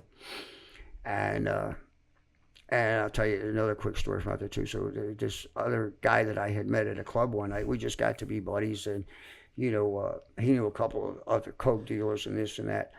And this motherfucker, he comes to my house. We go to the club, and I'm not paying attention to him, but he opened the fucking lock on my sliding door on the balcony. The prick, we go to the club. He leaves, goes back to my house, steals my coke and my Rolex. Nice guy. Never seen him again. Yeah. But, there's a lot of shit out there. But, so anyways, here comes the scam part finally. So, I finally go back to work. At this point, we've already bought stores. Okay? I mean, my stock is still, and Gary says, listen, we really need you because we just bought a Mazda Mitsubishi store in Myrtle Beach, and it's all good old boys. We need, some fresh young blood and this and that. We need you to go up, hire some people, and get your ass back to work. And we're going to give you 15,000 more shares. All right. I'll be on my way. As luck would have it, I had, I don't know, it was probably a 6-8-year-old Camaro that I wasn't in town. I don't remember how it happened, but it was in my dad's name. It wasn't in my name. And that plays into the story in just a little bit. So I had the Camaro. I get it up there, living in a beautiful place on a golf course. And you ever heard of Larry Bird? Mm. It was his favorite golf course. He used to be in my backyard all the time, playing golf. So it was a great place. And then I moved from there to a beach house. I was 5 off the ocean in Myrtle. I loved Myrtle Beach. And, I started going back out to the office in Vegas some too, but most of the time I'm spending at this store because we had just bought it. And then we had a store in Pennsylvania, and we were doing something in Eugene, Oregon. I was talking to a guy in St. Croix that we were going to buy a dealership, and we got a house, boats, and all kinds of shit. And it was like every brand of car under one roof. It was like a huge auto mall, but we were going to get the whole thing. So things are going good. Now, our stock, wasn't doing great, but it was doing okay. And I don't remember the numbers, and I don't want to misquote and say, it was this much when it was actually that much. As I remember it, they calibrated it. We were less than 6 months from going on NASDAQ. Okay, so the original guys, we're all, on paper, we're going to be okay. We're never going to have to worry about money, and so I come into work one day, and I had Lenny Stein. I'll tell you about him. Lenny was is a great guy, but he has a son, Steve Stein.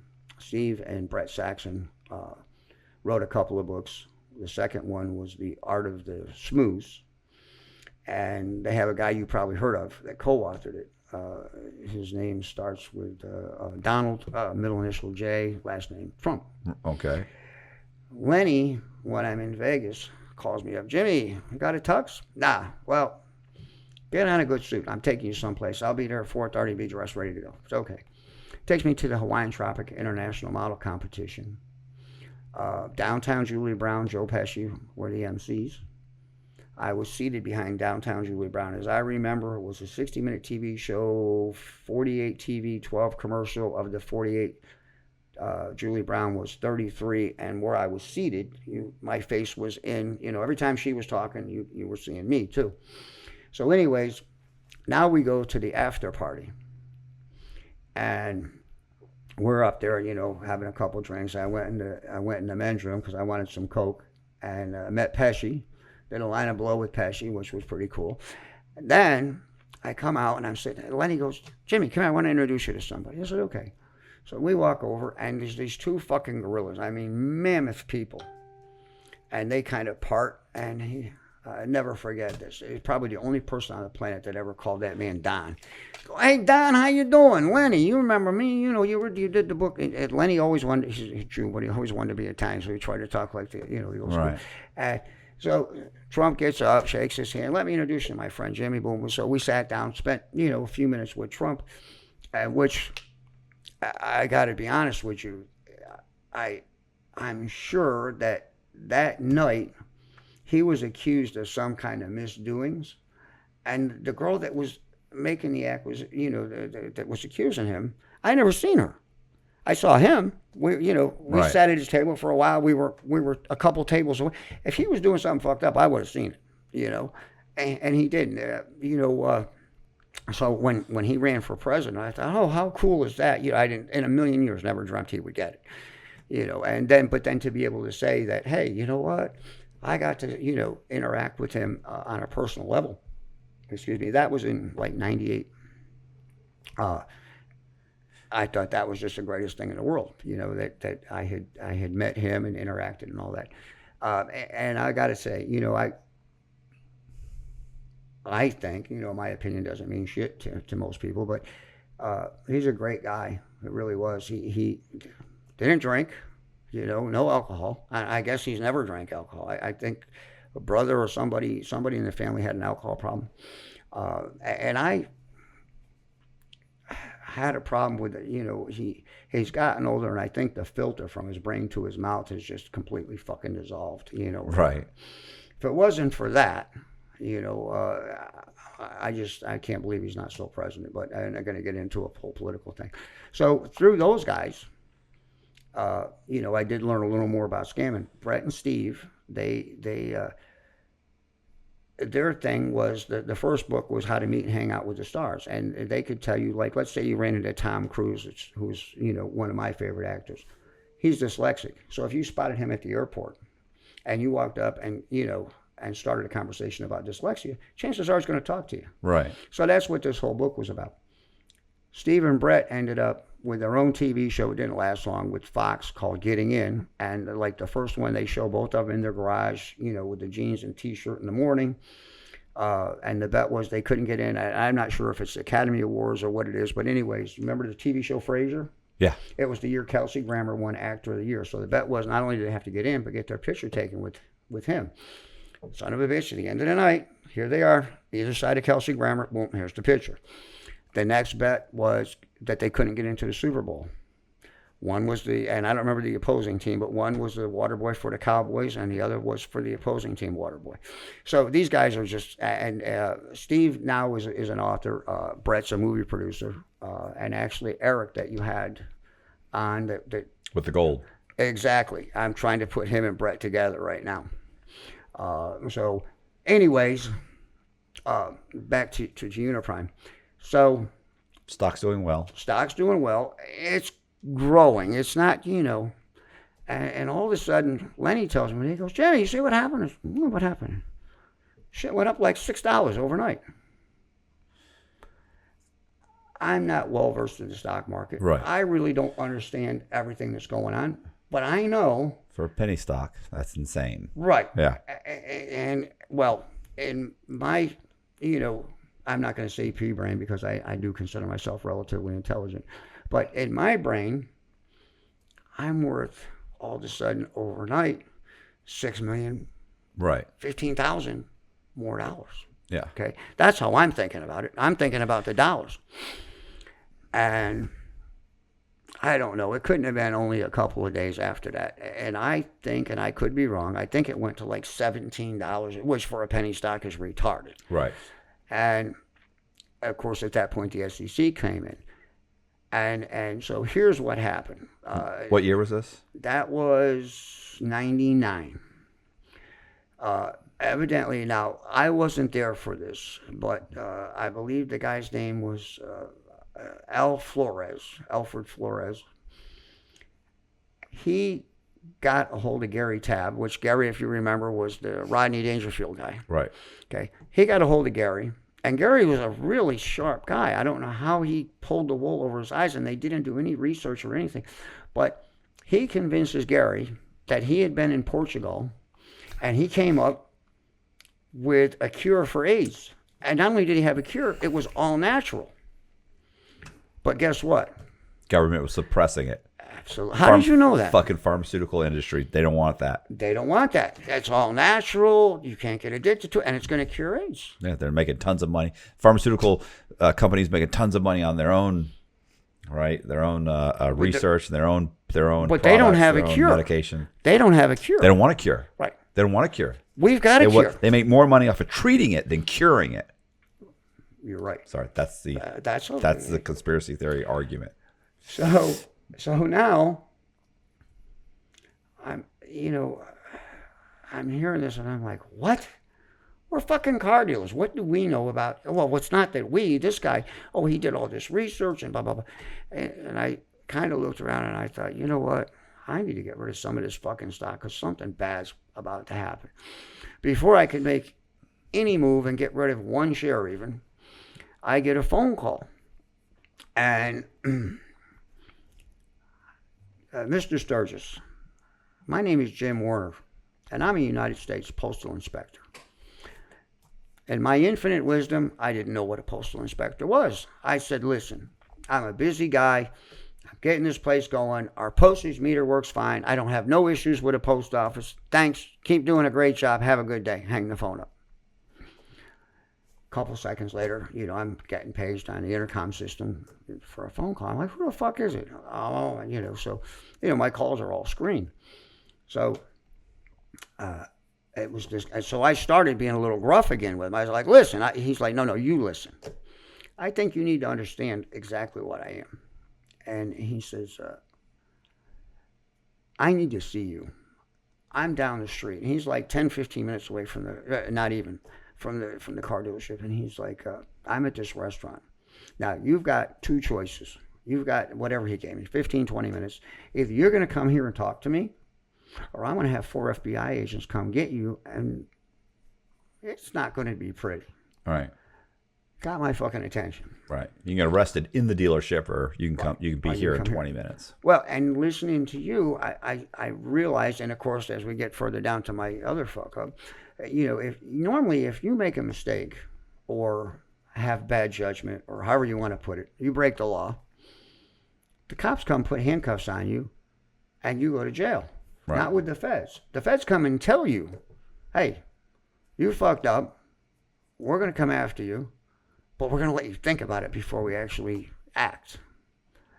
Well, most people will bury themselves in that period of time. Like, they'll send you a target letter and listen to your phone calls. Listen to your panicked phone calls to all of your buddies saying, I can't believe it. I never should have done this. I never should have done that. Well, and I didn't, I mentioned the pussy and all the partying and this and that. When I would get back to Vegas, I never thought about this. But they would go, I can't say that. I'm not stupid. I did think about it. But you do it. Here's a check for 10 grand, but it's not all for you. Right. You cash the check, put 3 in your pocket, and bring 7 back, and we'll split it amongst, And I remember I asked Gary, and Andy left because he knew shit was going to go bad. He was the CFO. He wanted nothing, and he left before this whole thing with Flores. He's like, you know what, you guys, you're writing these fucking checks out to, what's that $15,000 bonus for? And of course, guess what? It doesn't say Matt Cox. It doesn't say Colby. It says Jim Sturgis. It's that check's made out to me. So the guy says to me, he says, "Listen, you see this? Where's all this money?" What do you mean? Where's the money? Well, probably gone. What do you mean gone? There's, a lot of fucking money here. And so I think the number they came up with originally was about 400 grand that they felt that I owed the federal government. And I said, no, that can't be right. somebody's made a mistake here, and it certainly can't be me because Right. Well, you've cashed $400,000 worth of checks Yeah. that were written to you based off of this that came directly out of this company. That's a fraud at this point. Well, at this point now it is. Yeah. Now it's a problem. Before now it's not a problem because, and I didn't even tell you all, and I knew things were a little sketchy when Gary calls his brother, I can't remember his name, and he comes to Vegas, and they tried to, I want to say shield me, but I think the better word probably be hide it from me, because they knew I wasn't a dummy, and I would question things. But we ended up renting another office down the road, and guess what went on there? Harvey Tab. Harvey came up from LA, and Harvey's specialty was to run a boiler room. We had, I don't even know, 30, 40, 50 guys, depending on what time you went in there, on the phone. Hey, Mr. Cox, this is so-and-so, and I've got a stock offer for you. Yeah. Selling our the stock. whole Wolf of Wall Street. And so, we're selling stock, but there's so much going out, I don't know how they truly even valued it. And meanwhile, that's how we're buying dealerships. Okay, we come in and say, well, what do you want for it? Oh, you want $3 million? Listen, I'm going to give you $4 million. Matter of fact, let me make it 4.5. Right. I really like you, so we'll give you 4.5. But I'm not going to give you any cash. I'm just going to give you stock. And then the boiler room sells the stock. And the boiler room sells the stock. So, or the dealers, like I felt bad for the guy up in Myrtle Beach. What the hell was his name? I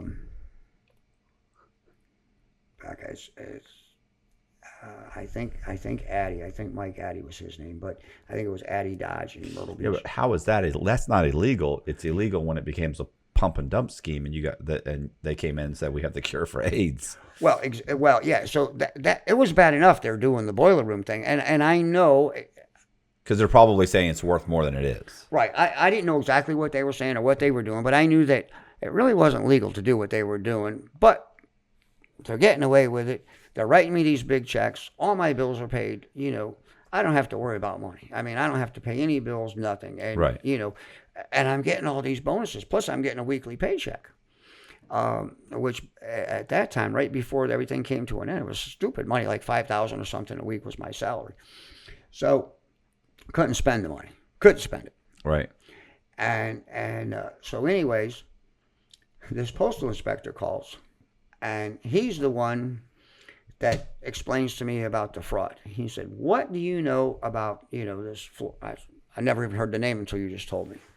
And he goes, what do you know about the whole AIDS thing? And I said, I don't know nothing. I said, I know what Lenny told me, something about we got a cure and you guys are suppressing it and, our stock went up. And, and he's like, really? That's what you know? And I said, pretty much. And he goes, okay, well, now let's go back to this. What do you know about all this money?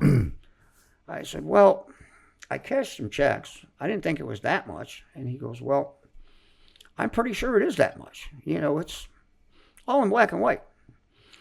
So how did you want to take care of this? And I said, well, what do you mean? How do I want to take care of it? He said, you've got to pay this money back.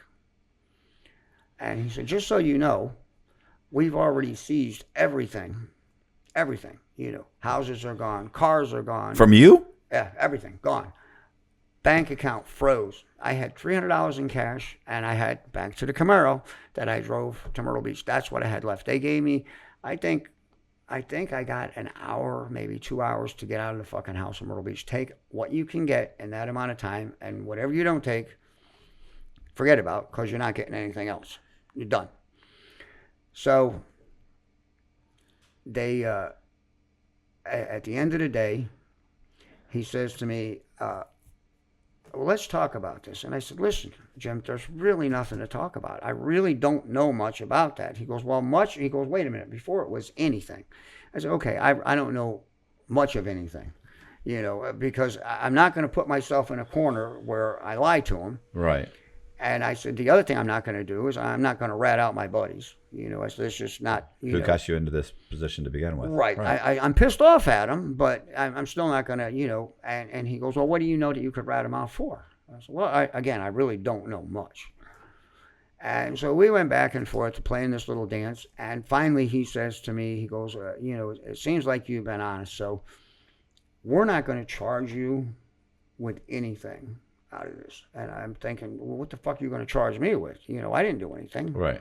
And he goes, well, you really did. You got securities fraud here. And I said, but I didn't have anything to do with that decision. He goes, that's the reason that, we're not. But we do want to talk about this money. So back and forth we went. And I still insisted that I didn't owe no $400,000. Right. So at the end of the day, when everything's said and done with, I get what I can in the Camaro, $300. And again, I had just fucking broken bread. Well, not broke bread, but had sat with our future president at the table. Had money. Now I'm fucking broke. Right. $300. I got this car, and you just want $400,000 more from me. None of this is good. So I get back to Daytona, and at the end of the day, the Flores, he got a bunch of time in prison. They confiscated all our stuff, and I don't know how they dispersed it back, but obviously the people that had real money, and they didn't look at me as real money because I had stock. I didn't have, you know what I mean? I didn't buy it. Right. So I got shit. There was nothing to get. I mean, when they liquidated, you couldn't even begin to cover, you know what I mean, what people were paying for the stock, even when they were buying it as a penny stock. Honestly, to this day, I don't know exactly what they did do to Gary or Hank. I don't know. I never tried to contact him after that. I just want to get my life together and figure out what do I do. And so they let me slide.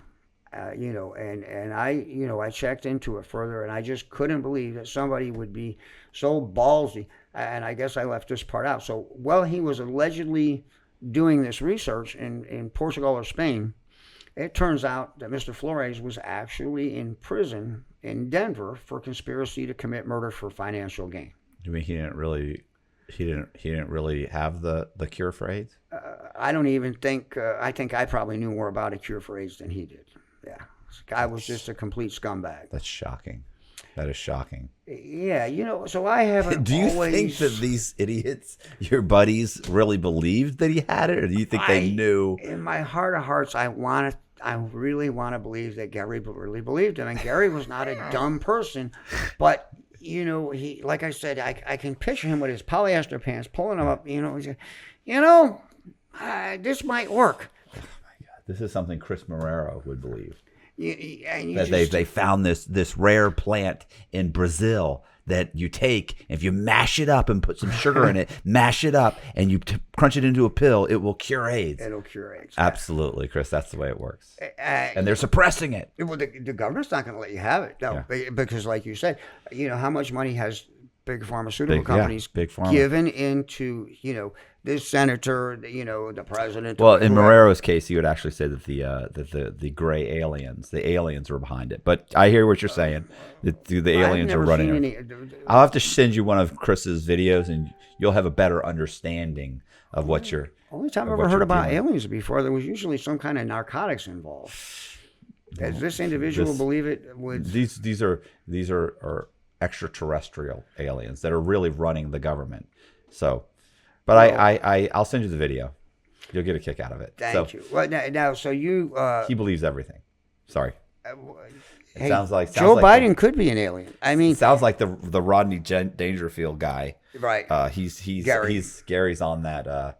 He's on that, believing pretty much. For you to believe that you got to be kind of gullible. And like I said, in my heart of hearts, we were friends a long time. Right. And I mean, a little history with him too. When we got going in Vegas, and of course these fucking dummies, just because people are buying stock and putting money, it doesn't mean you can blow it. Right. That money is not meant to. So they're what are they? They're commingling funds, or they're just misappropriate. Matt, he must have went someplace and did research ahead of time.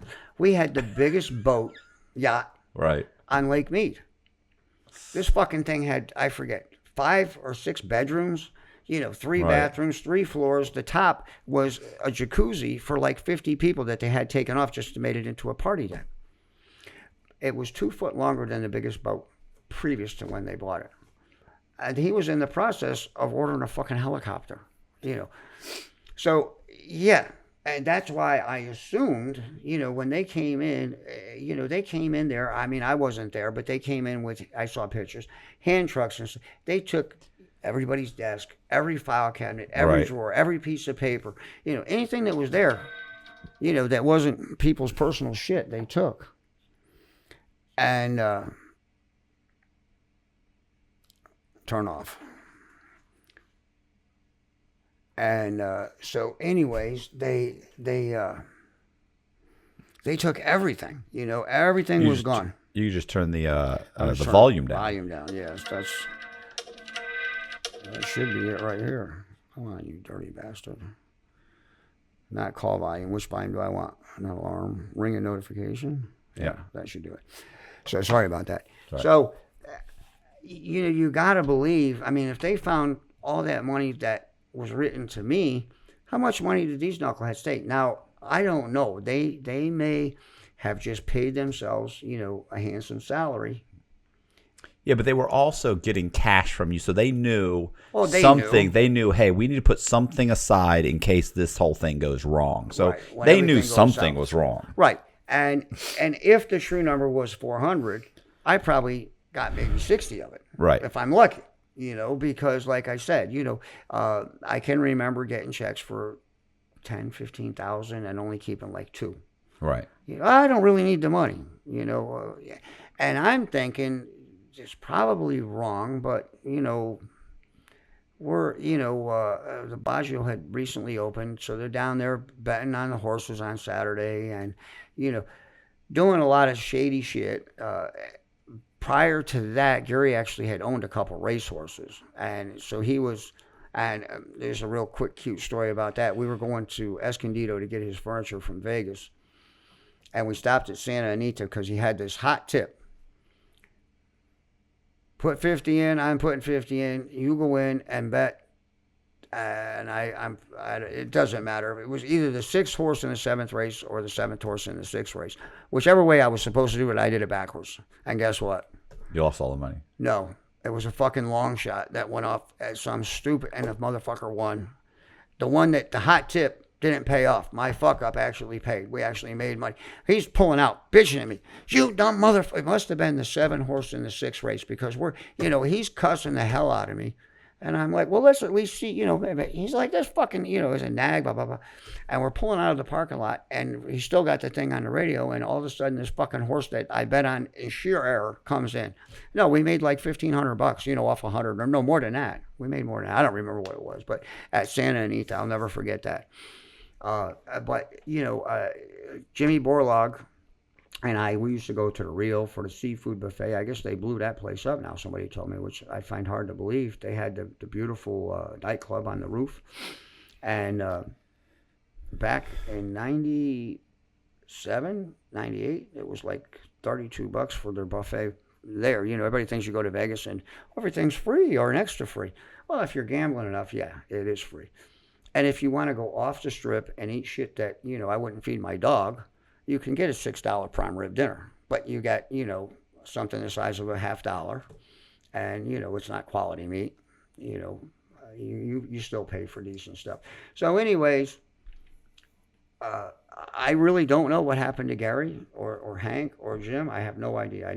So I come to Daytona. I'm dead nuts broke. You know, I go to my parents' house and I'm thinking, what the fuck am I going to do? If I take a job, just like what you were saying, I thought they told me 10%, but I'm thinking it's more than that now. I'm thinking now maybe they told me 25. Anything that I made, they're going to take a big chunk out of it until I get it paid. So I'm still crying poverty. I can't pay you people. I don't have anything. And eventually I was able to make a deal and pay, you know, with an attorney way less and just make it go away after time, because they figured out that I wasn't the one, you know, I had nothing to do with the AIDS bullshit. Right. And that turned out to be one of the biggest scams at the infancy of the internet. You know, that was like the premier scam when the internet first, you know, I mean, if you remember 99, 2000, that's when the internet was just getting going. So how much money ultimately was that valued at? What do you mean? Like, are they saying it was a $400 million scam? Was it a $2 million scam? That I can't tell you that exact Okay. number. I'm not going to sit here and lie. If I don't know, I'll just tell you I don't know. Right. Okay. I don't remember. I don't think I ever knew. Usually that's what they do is they'll say it's a $150 million scam, or like, Yeah, no, it was way more than that. But Right. yeah, I don't know because you had millions and millions of shares of stock. At one point, I want to say the normal number I thinking was like 260 a share or something, which I'm still good with. Okay, I got 1,015,000 Yeah. shares. I sell should have half sold of it them. then. Right, I sell half of them. It's $1 million. If I'd have sold half of them when it was at the peak, holy Christ! But You'd really be in trouble. that's what he told me. He said, "You better be thankful you didn't sell one share of that stuff." And he goes, "Now you can wipe your ass with it because right. it's kind of rough for that." But he said, it's done.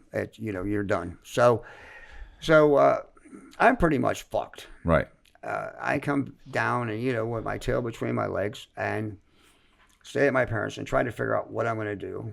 And believe it or not, I took a job driving a taxi, cash business.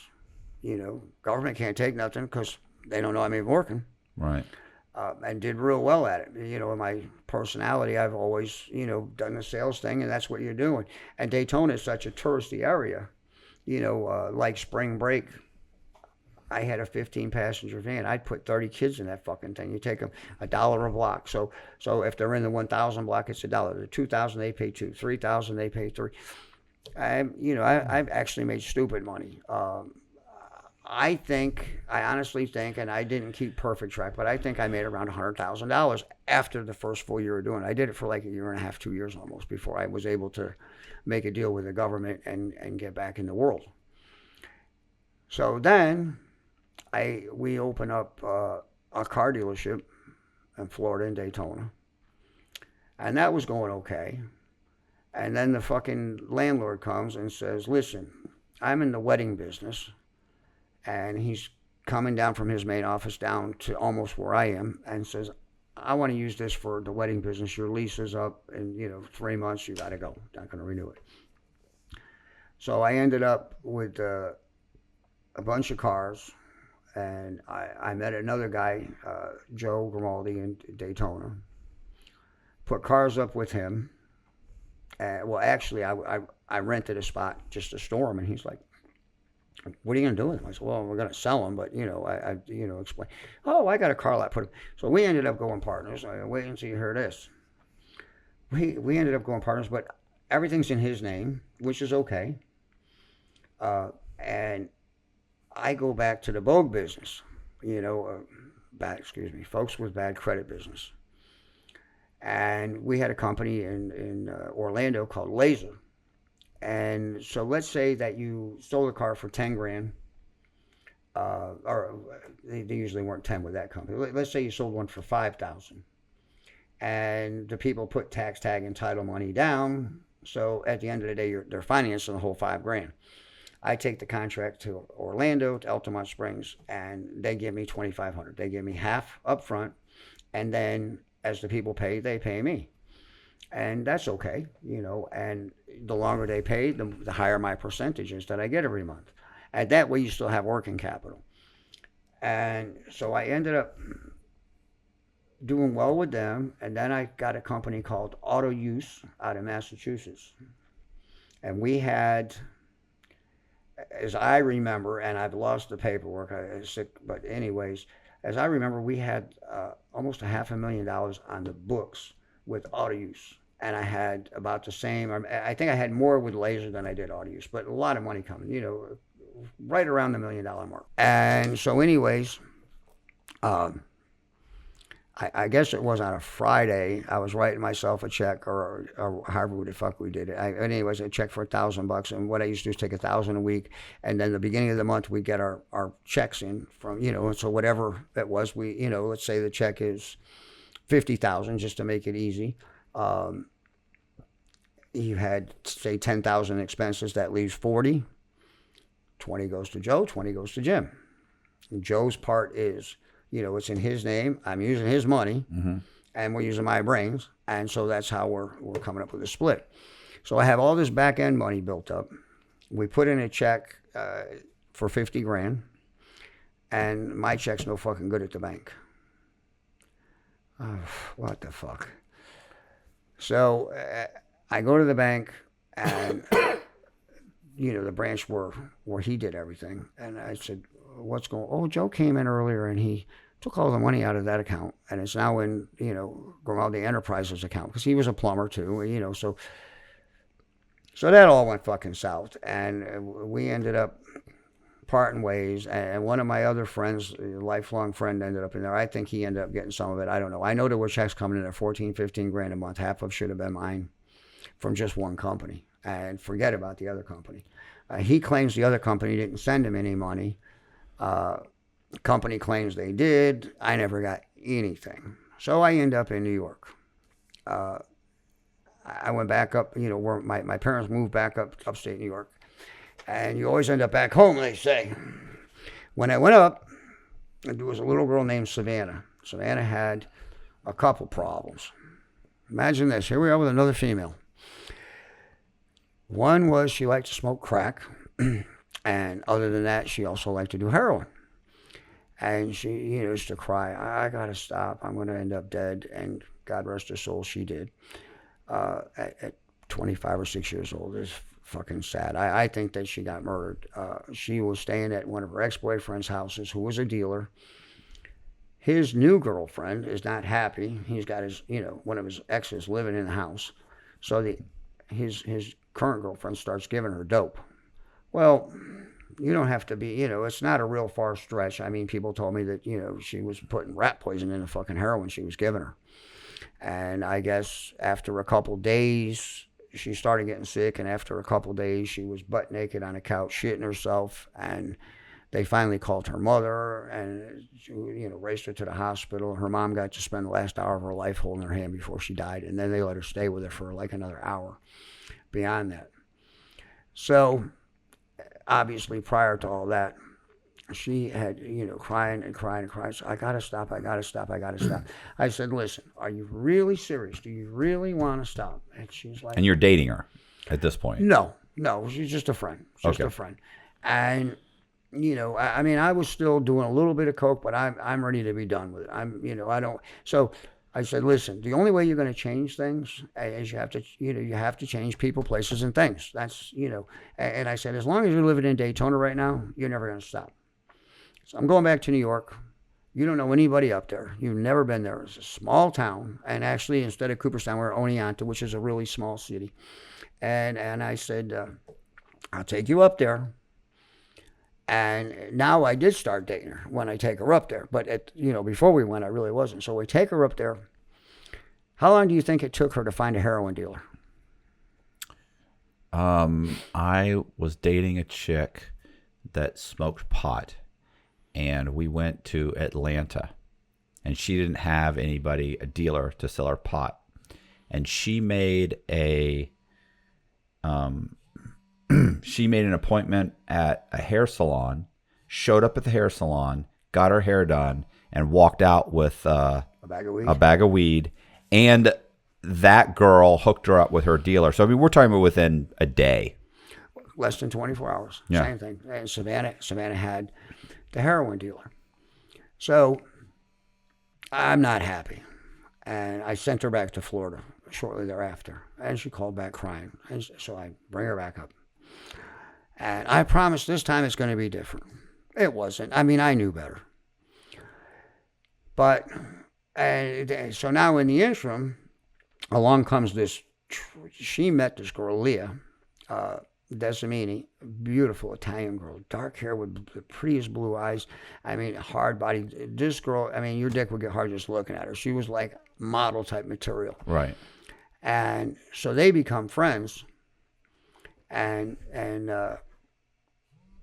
Leah, I felt like she was kind of like flirtatious. And I'm thinking, fuck, I'm, 30 years older than Savannah. I'm probably about 28 years older than Leah. I mean, The fact that I'm hitting the young one is good, but I'm not gonna, this girl's out of my league, I mean, I'm old enough to be her father. She's dropped it, she could have anybody she wants. Why the fuck would she? Well, turns out that, she found out that I get pain pills, but I mean, legit, not off the street. I mean, I get the prescription. And I got fucking ran over on my Harley. That was like 4 years ago. I'll tell you that story too. But anyway, so it was about dope with her too. And it got to the point, Savannah would move out. That afternoon, Leah would move in. Then Leah would move out, and Savannah would move back in. Same day. I mean, one would move out in the morning, by afternoon, the other, and without me making a phone call, anything. It was like, I don't know, it was almost like a sick game they played or whatever. But Savannah's up there, and she wants to go to New York City to visit her friend from Daytona. I said, okay. This is how this started. So I go to New York City. So we go visit her friend Lynn, and Lynn is an MMA fighter. Just one tough chick, but she likes heroin too. So here's my number one experience with Savannah and Lynn in New York.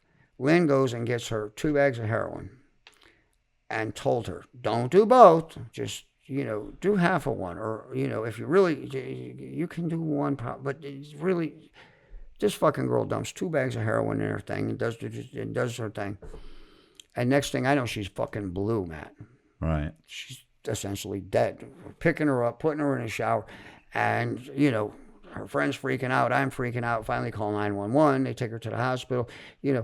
I don't know if they Narcaned her or whatever, but she finally came around. She's herself, Yeah, you fucking cunt, to the nurse. And, yeah, she had a mouth of a drunken sailor. So, anyways, Lynn, over time, so while we're there, Savannah says, well, instead of paying, 20, 25 a bag for that shit up there that's not as good, why don't you buy a couple $100 worth for me while we're in New York and look at the money you're saving? Okay. So we get back up to Oneonta, and she starts telling people about, how good this shit is, and I guess she shares a little with this one, that one, now they want some. So it doesn't take long, and here's a little heroin business. And I'm going, well, let's see, $8 a bag I pay. I can get 12, but I got to buy, I think, 100 bags to get the $8 a bag deal, which I'm trying to remember all the terminology. I think a bundle was 8 bags of heroin, and a bin was 100, and I forget what 1,000 was. So I bought like a couple hundred bags, and so that would be what, 100 at 8, so it'd be 800, be $1,600, yeah. Right. So I bought 200 bags, and take them back to Oneonta. And let's say that I did this on a Sunday afternoon. By like 3 o'clock Monday, there's none left. It's gone. And I got people calling wanting more. Right. And I'm thinking, this is getting too big, way too fucking quick. So I trust this kid, Danny Hunt, which was another mistake. And I said, here's the deal. You're living at your grandparents' house. You're a fucking shit bum. You have no money, and you're a drug addict. Here's what I'll do for you. I'm going to send you out to make these deliveries. Don't bring anybody to this fucking house, but I'm going to let you stay at my house. I'll make sure you have money in your pocket, cigarettes, food, so you got a place to stay, you got money in your pocket, you got a car to drive, you got everything. Right. And you're happy because whenever you want a bag of dope, here you go. Here's the catch. You ever get busted, you don't fucking know my name. You don't know who I am. You found this shit on the side. I don't care what you tell them, but the last words out of your mouth better be my name.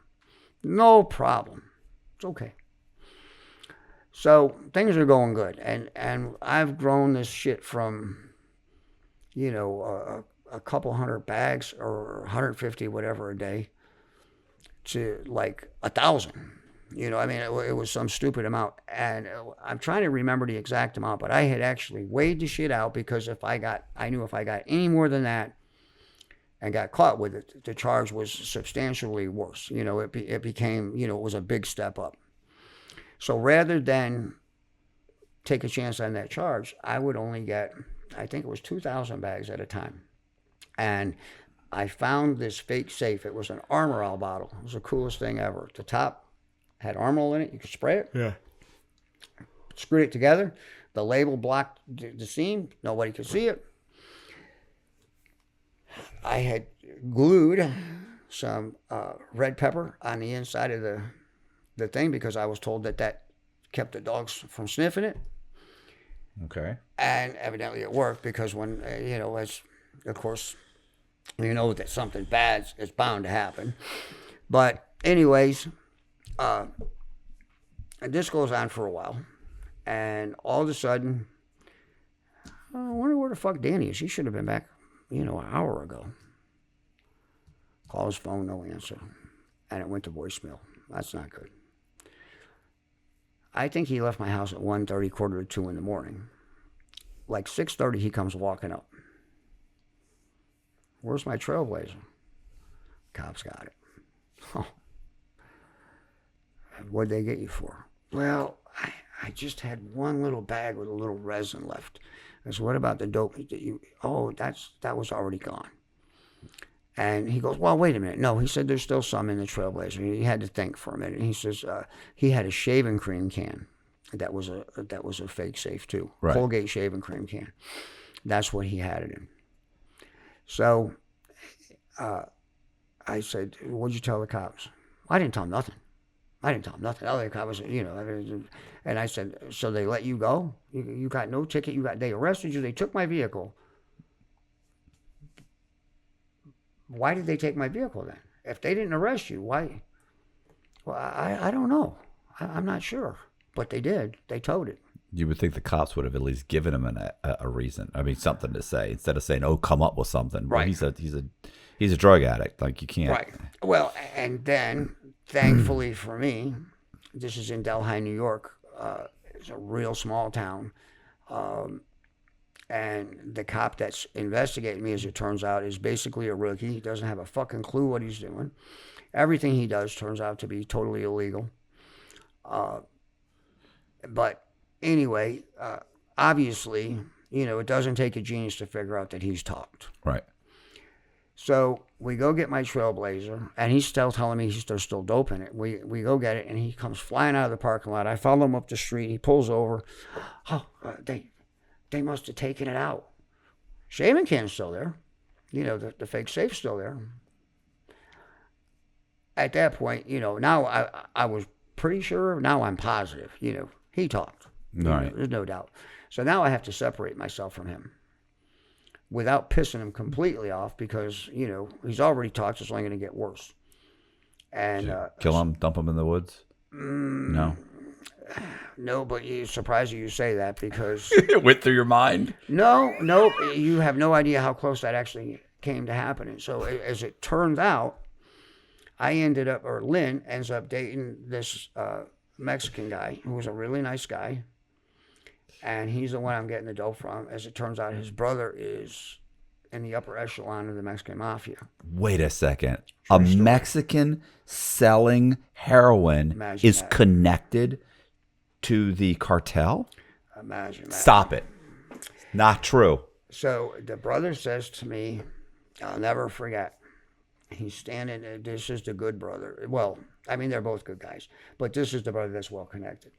He's standing next to the car, and one of my, I never drove any place. I had people driving me. So one of my addict friends, whatever you want to call them, customers, this kid used to operate a fucking excavator, and he was going through 20 bags of heroin a day. I don't know how this fucking kid functioned, how he didn't kill somebody. But anyway, he drove me down because he was finally starting to run low on money. I loved him because, he's bringing me nothing but money, money, money. So anyways, he drives me down, and I used to give him, I don't know, 2 or 3 bags to drive me to fucking New York City and back. I mean, it's a 3-hour ride each way. Plus, you got a bunch of dope because if I go down, you're going with me. You can count on that.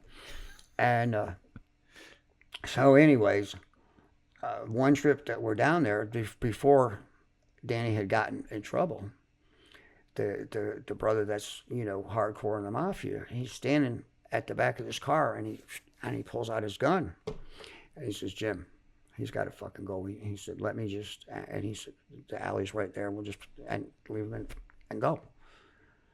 And,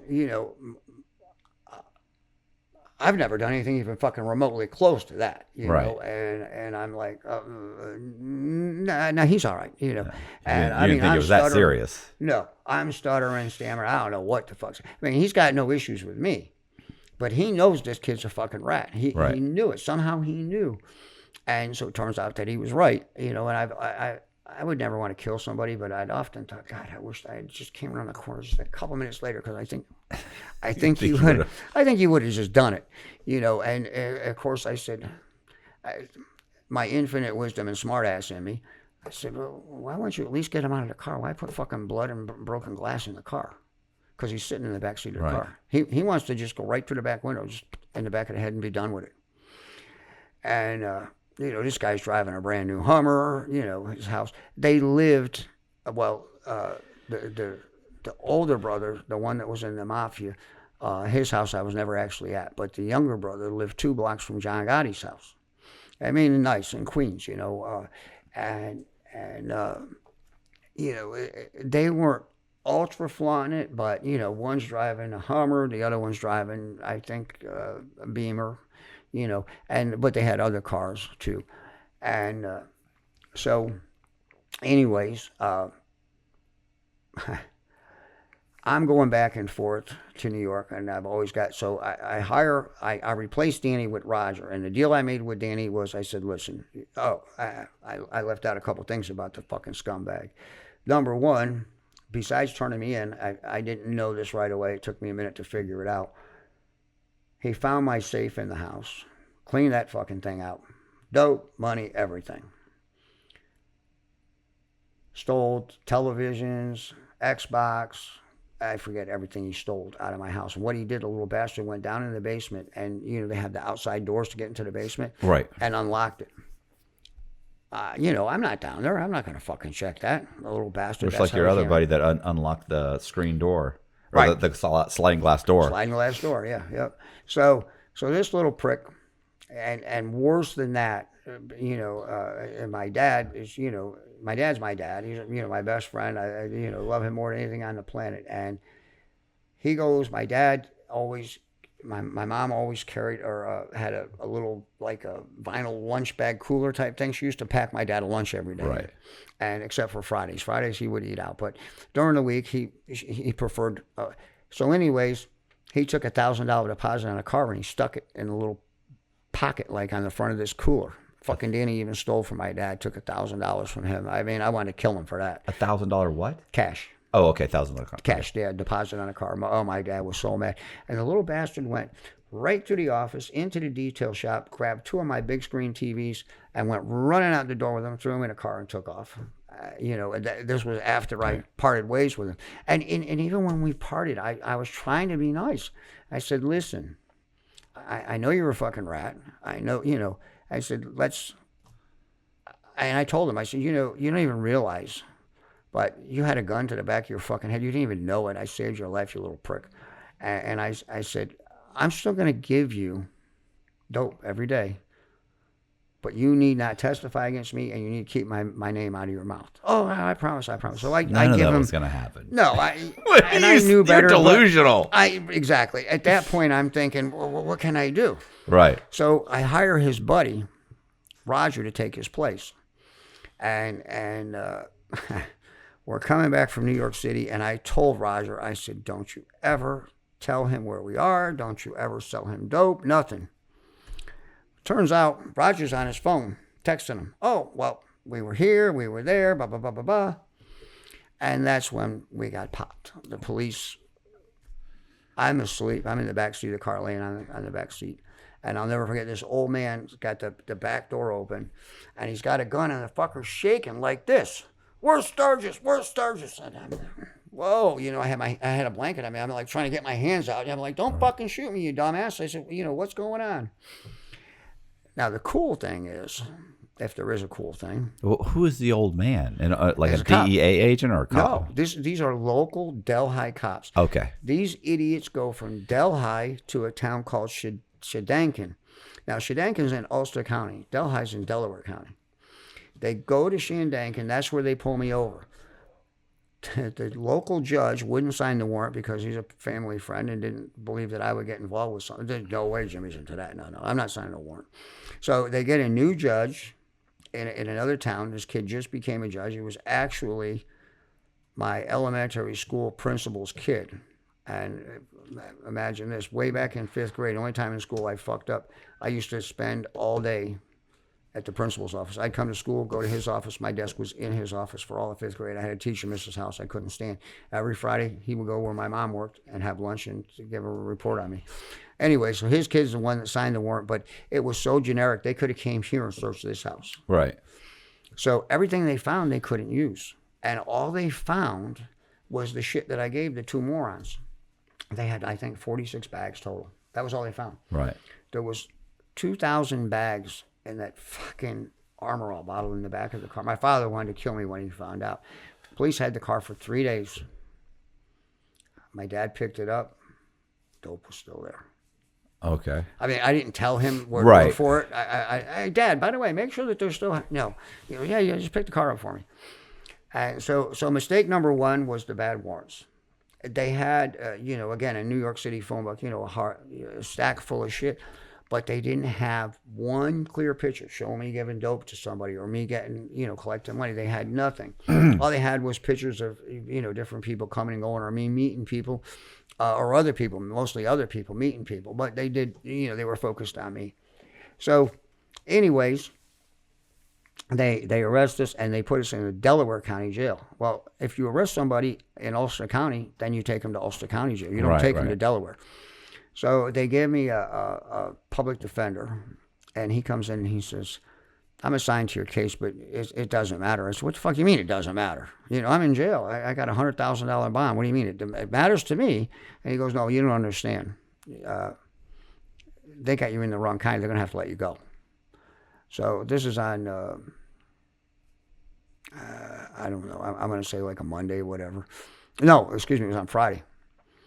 On Monday morning, they rounded the three of us up, and they had us in basically solitary confinement. I'm in a cell by myself, away from everybody, and they had 3 cells. One of us was in each cell. I don't remember coming out of the cell. I fucking slept the whole time I was there. I basically don't remember. I remember giving the fucking guard at the front a hard time. He was a real fat douchebag. And I remember when I left there, I told him, I said, you better hope I never catch you on the road, you fat piece of shit, or on the street, you fat piece of shit. Are you threatening me? I said, no, it's a promise, whatever. I mean, I was a real dick to him, but he deserved it because he was an ass. So now they rearrest us and take us to Ulster County. When we get there, the judge is like, why is his bail so high? And these guys, the 2 guys that were with me, theirs was 20, mine's 100. Right. Well, they're cooperating here. Right. Roger's trying to tell me he didn't cooperate. Meanwhile, there's a fucking half wall. I can hear you, dumbass. Right. And, he sang like a canary, but they wanted me, and this is how stupid they were. And I did, but I told the cop, I said, again, this is just local cops. I said, I'm not cooperating in any way. You can go fuck yourself. I'm not giving you any names or anything. He said, we don't care. We got, and this was his words, El Chapo of the Northeast. And I'm like, what? I was selling some dope, but I wasn't, nowhere near. And these fucking dummies never tried to go higher than me.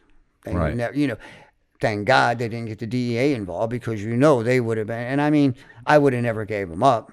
But I could sit here right now and tell you exactly how dope gets from where it starts all the way to New York City, in a drug deal or the drug addict's hand. I mean, it's not that complicated. Right. A lot of it comes down to money, but thank God they never asked. DA never got involved or anything. So they take me to the county jail in Ulster County, and A couple weird things happened. I spent the first 3 days in medical there because I couldn't have my opioid. I mean, I'm on a heavy duty painkiller. Now I can't have it. Now I'm going through fucking withdrawals. So they put me in the medical unit, and for like 3 days, and the guards were raising hell with us because New Year's Eve came, and I'm leading singing. We're singing "I'll Be Home for Christmas." I just don't know what year because the cops promised me. He said, "This, I promise you, you're getting a minimum 10, but you're probably going to end up with more like 20, 25." I'm 57 years old. Okay. Right. At that time. Right at that time, I'm thinking, you might as well say that's a fucking life sentence to me. If you get 15, 20 years, they're not going to take care of you in prison. No. So anyways, I don't know why I was singing happy, but then they moved me up on a regular. I was telling you earlier, we were talking what they called the Supermax 2000, and I think the second day there, I suddenly got sick. I went back in my cell at like lunchtime, and I kind of remember, but another guy came running in, and he went running out, and he's like, "Man, you got to do something. He's sick." So he took me to the hospital. I guess I had some kind of cardiac thing. I spent a week in the hospital, and the guards were all cool.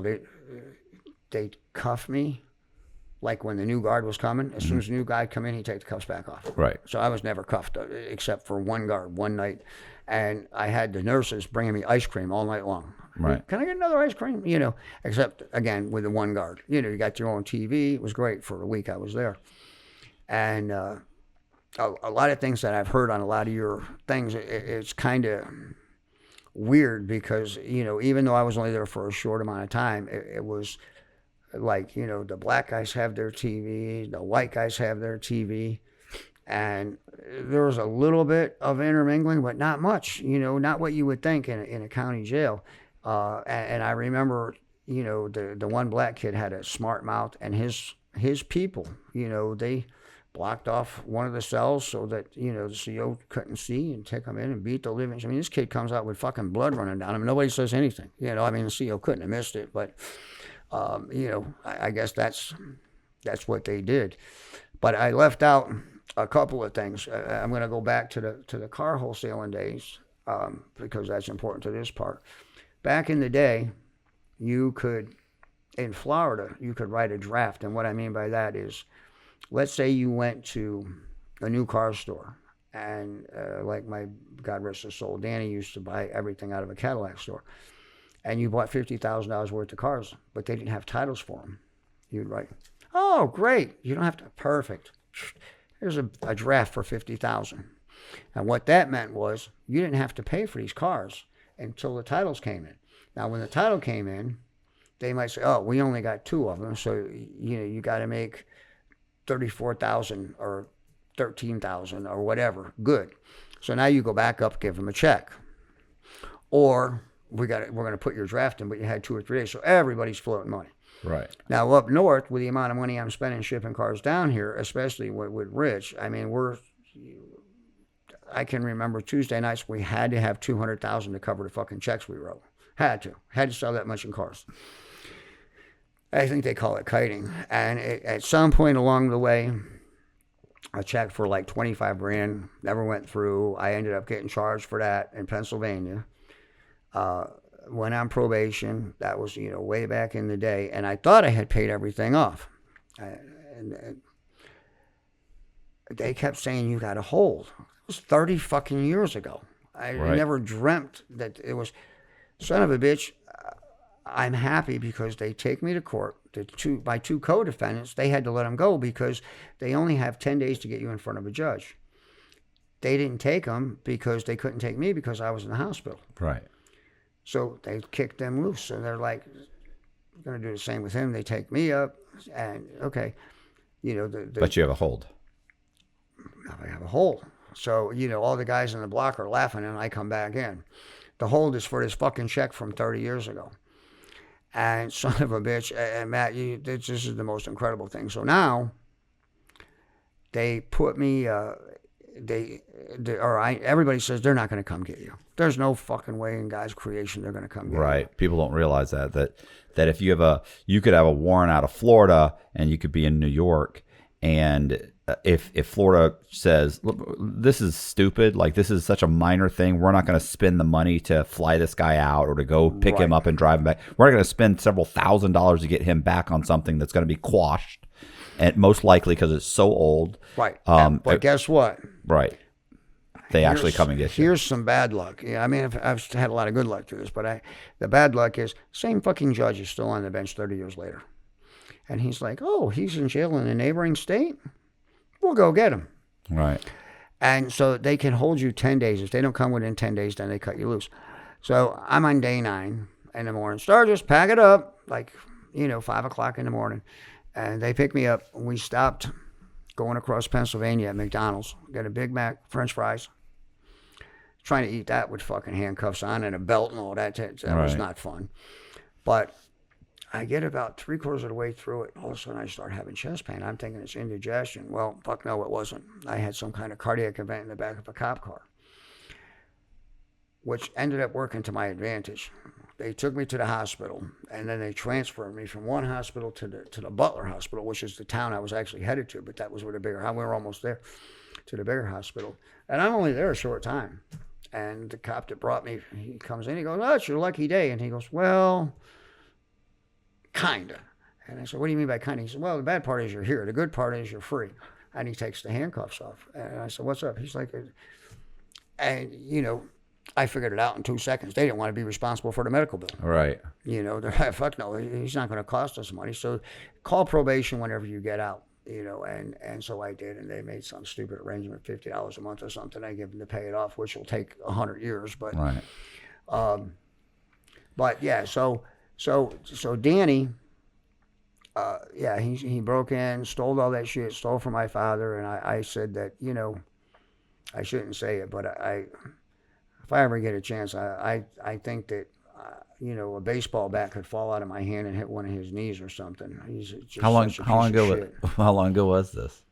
6 years ago. 6 years ago? 7 years, yeah, 6, 7. Yeah, I'm 63, so yeah, about 6 years ago. I haven't forgotten, And you're holding resentment. Oh, it's not good. You gotta let that go. I can't. That's, I mean, you think about it, and I guess, I've heard you and a lot of other people say, it's human nature, self-preservation. I'm going to talk.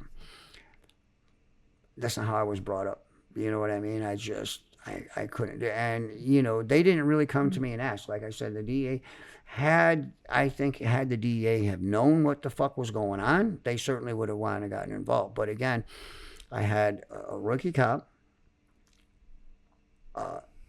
warrants that were absolutely no good. The search warrants were absolutely no good. Cop didn't know what he was doing. The warrants were no good. I mean, the whole thing was just it was a fucking mess. So they let you go, but they didn't drop the charges. Not yet. Okay.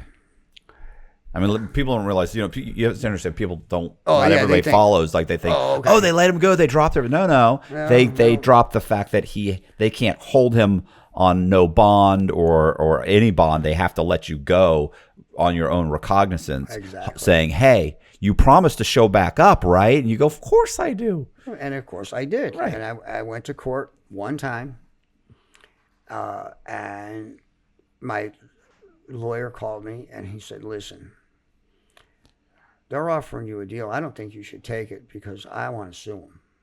But it's up to you, ultimately. And I said, what's the deal? The deal is you take a misdemeanor conviction, no felony, just a misdemeanor conviction, pay $700, and they'll give you a year to pay it. And that's it. You're done. Charges are gone. There is no more. I'm like, sign me the fuck up. Right. Why? I want to sue them because everything they do. And I'm thinking, well, yeah, that'd be great. But you know what? I did it. I can't say I didn't do it. Right. The fact that this isn't a wrongful arrest. Right. Well, it wasn't wrongful. It was just the illegal one. Right. And so at the end of the day, I don't feel comfortable really going after him, you know. And so believe it or not, that's what I ended up with out of that. So, and I remember sitting at the cop station that night, and the cops telling me, they guaranteed me, I guarantee you, you know, you're. First they started talking 25 years, and then the older cop, he's like, well, if you get real lucky, you might get 10 or 15. Right. You know, so I ended up with none. And What happened to the 2,000 bags of heroin that your dad had in the back of the? it got picked up when I got out, and You flushed it down the toilet because you thought that I'm done with this. It's the right thing to do. well, that's a good story. Yeah. We'll go with that. I was going to say I buried it in the backyard. Yeah. But I was going to. I was scared the animals could get into it. I love animals. So it found a new home. I'll just leave it that way. It found a new home. My father could have killed me when he found out that I said, if the fucking dummies didn't find it in 3 days with the car and dogs, you think they're going to wait till my dad picks it up and then go, well, let's arrest this 80, at the time, 79-year-old man or whatever. Right. They're I can't believe you did that to me. I said, Dad, I love you. I'm sorry. But, I mean, a lot of money. I mean, if somebody has to go down for this, Dad, you're already 80. Right. I mean, God, it was, and so poor Savannah ended up dead, and Leah, I don't know what happened with her. She was a real fruit cup. And I left this part out too. In the interim of going back and forth between the two of them, Leah marries this guy. Tried to tell me that, they were just, and I come to her house and I'm like, oh, what's this bride and groom cups? And what's this and what's that? And meanwhile, she's giving me head and I'm finding, all this. And she's like, my dad got married. And you kept the stuff? Well, yeah, he told me to hold on to it. I mean, stupid fucking, so I knew, and finally she admitted, so her husband, I felt bad for this poor guy, not bad enough to get a blowjob from his wife. Well, you got to have, it's a balance. Here's the worst part. Of everything I did with her, imagine this, and I told the guy, I said, I don't want you to ever end up with this bitch again. So I want to make sure you understand how dirty she did do you. And he's like, there's more? Well, yeah. Remember when you got married? Well, of course I remember when I got... You know the honeymoon suite you had at the Hampton Hotel? Well, yeah. How'd you know we had... How did you know we had a hotel suite at the... Well, I was there for a couple hours with her before you guys got married. The night, so this bitch is gonna marry this guy, and she's fucking with me, 2 hours before they got married. Who was the guy? No, just some schmo. Some schmo from, his name is Vinny from Long Island, and that's where she was from. She was from Long Island. A Vinny from Long Island? Yeah, can you imagine? Yeah, Vinny from Long Island. That's crazy. That's so unique. Probably you might as well give him his full name. You probably just, people know exactly Vinny from Long Island. I know him. Yeah, right? We had a guy in jail with me, not when I was on the other side, but he's in jail with me, and they called him Nicky Batts. Now, this is a white guy. Nicky's probably 30 years old. His story is that when he was a child, his father molested him and his brother. The brother won't deny or confirm it. He won't go either way. Nicky claims that his father tried to molest his son. And here's where the Batts part comes in. He took a fucking baseball bat and beat his father to death with a baseball bat. So he's in, needless to say, for murder. And when you meet Nicky, come in the block, hey, what are you in for? And they didn't have to ask me. Believe it or not, these fucking schmucks had this. It is kind of crazy because of the small town cops. They blew this way out of proportion. Like I said, they acted like some places they actually said they captured El Chapo of the Northeast. Right. But these fucking dummies. had it in the New York Post and some other papers. So the guys, when I hit sublime, they actually knew who the fuck I was. And the guy's like, this makes no sense. There's just other drugs. He's like, this makes no sense. There was 46 fucking bags. Right. How you know? And I said, well, they missed some. And he said, well, they still might find it. You know, where's the cars? Well, they towed it. You know, and they never did. But anyway, so Nicky ran I guess you would call it white guys TV. And the motherfucker, all he wanted to watch was the old movies. I can't remember what's it called, AMC Movie Channel, I think. You know, so the black guys either watched sports, which I liked for the most part, or they had to watch like fucking Oprah. All the brothers would be gathered around the TV. They'd be like huddled. And it was kind of weird. And not weird. I guess that was how their chain of command or whatever. They had two older guys, and they controlled the TV. That was it. Whatever those guys wanted to watch, that's what all the black people were watching. Now, if you were white and wanted to watch the black TV, you could do it, but you couldn't do it at the TV. You know, you had to be a certain distance away. When we ate, everybody had, and I didn't know this, you know, everybody had an assigned place to eat. I get there, and you know, what is this fucking slop? But, you know, and I go, oh, you can't sit there. Yeah. Fuck you mean I can't sit there? Yeah, you got to sit in your spot. Yeah. So, you know, and the other thing that I learned very quickly, my neighbor, I wish I could remember his name, and this doesn't make any sense to me, Matt, but here's a kid, clean cut, and as a man, I'll even say, you know, good looking, 30-something white kid. You could tell he was, I think, Irish. You know, I forget his name, but that he would lead you to believe he was Irish. Real clean cut, no tats, nothing. He'd already been to prison twice, and he was what do you call it, smash and grab. And he would hit like the convenience stores. He'd be in and out in less than 2 minutes. He used to dress like a ninja. He would all black and put black on his face, but he had the black clothes. When he got busted, the reason he was in with me, these fucking dummies, when they shut the trunk, part of their shirts or pants, you know, the black ninja shit was hanging out the trunk, and it was flapping, covering the tag. That's why they got pulled over. And of course, they opened the trunk, and here's 40 cartons of cigarettes, and they just had a robbery. And mysteriously, imagine this: there was 40 cartons of cigarettes sold, and that's exactly how many they had. So, but here's this kid, and I'm allergic to milk, so I was giving him my milk every meal. Right.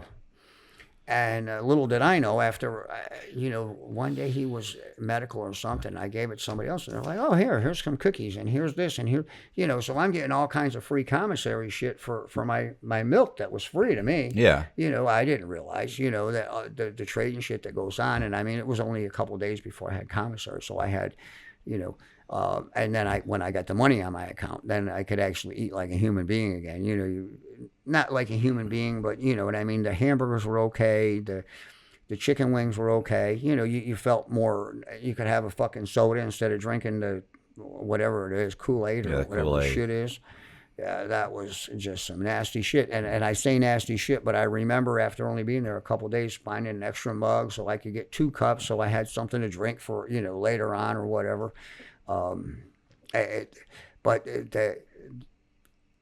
And I don't know to this day, I don't know how they did it. I mean, I had a couple of stories told from people. The one guy said, when you went to visitation, so you're sitting there, I'm sitting here, okay, and there's a table about this high. You're allowed to shake hands and like a hug at the end of the visit. So my one neighbor, he said that his dad would bring him weed and a lighter, and when he hugged him, he would stick it down between his jumpsuit and his T-shirt. So he'd have his T-shirt, and they didn't strip search. They have you drop your jumpsuit, so this shit was, right. His T-shirt was tucked into his underwear, so that's right. So he could put it in his T-shirt, put it in his T-shirt. So that's how he claimed he got it in, but every fucking night you would go near the shower, which was right, ironically, behind where the CO sat. You could smell weed. And I'm like, how the fuck are they getting it in here? I mean, I really was curious how they were doing it. I mean, I wasn't going to... Might have been just a CO bringing it in. You'd be shocked. I mean, you'd be shocked what the COs will bring in because Really? Yeah. The one CO that we had was really cool. He's like, he thought that I was in there for the pills, and I'm like, because he knew I was sick, dope sick and stuff. And I said, no, I said, I'm in here. Oh my God, you get off the heroin. I said, I'm not on heroin. I'm on, I'm on fucking Dilaudid. So that's prescribed from a doctor. And I said, but I'm still the same shit. It's just like going through heroin withdrawals when you don't have them. And to take you off cold turkey is nasty. I can tell you that's why I ended up sleeping that time for the whatever it was, 2-3 days at Delaware County Jail.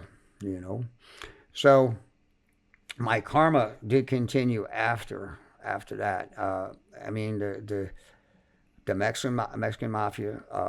They were thrilled to death. They somehow, I don't know how did they get a police record? Because they knew that, quote, I mean, they knew, not only did they know what I say, they knew exactly what I told the cops, like, fuck you, I'm not giving nobody up. They knew that. Well, you can get the Freedom of Information Act, or they can just have a lawyer request a copy of, like, hey, like what you say?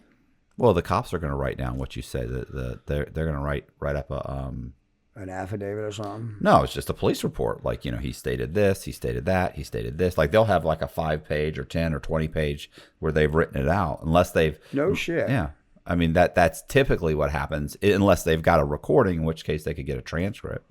Well, because the older brother, he got a hold of me shortly after I got out. And, yeah, you need anything? Blah, blah, blah, blah. It was just overly nice. And I was like, oh, I'm good. I'm good. And he's like, well, I forget, stand up or say. I was honest. I said, you know what? I like walking around breathing. Right. And he kind of snickered. And I said, I know how that shit works. I'm not a fool. And I honestly think that they would. I think that those are the kind of people, if you did run your mouth, you wouldn't be walking around anymore.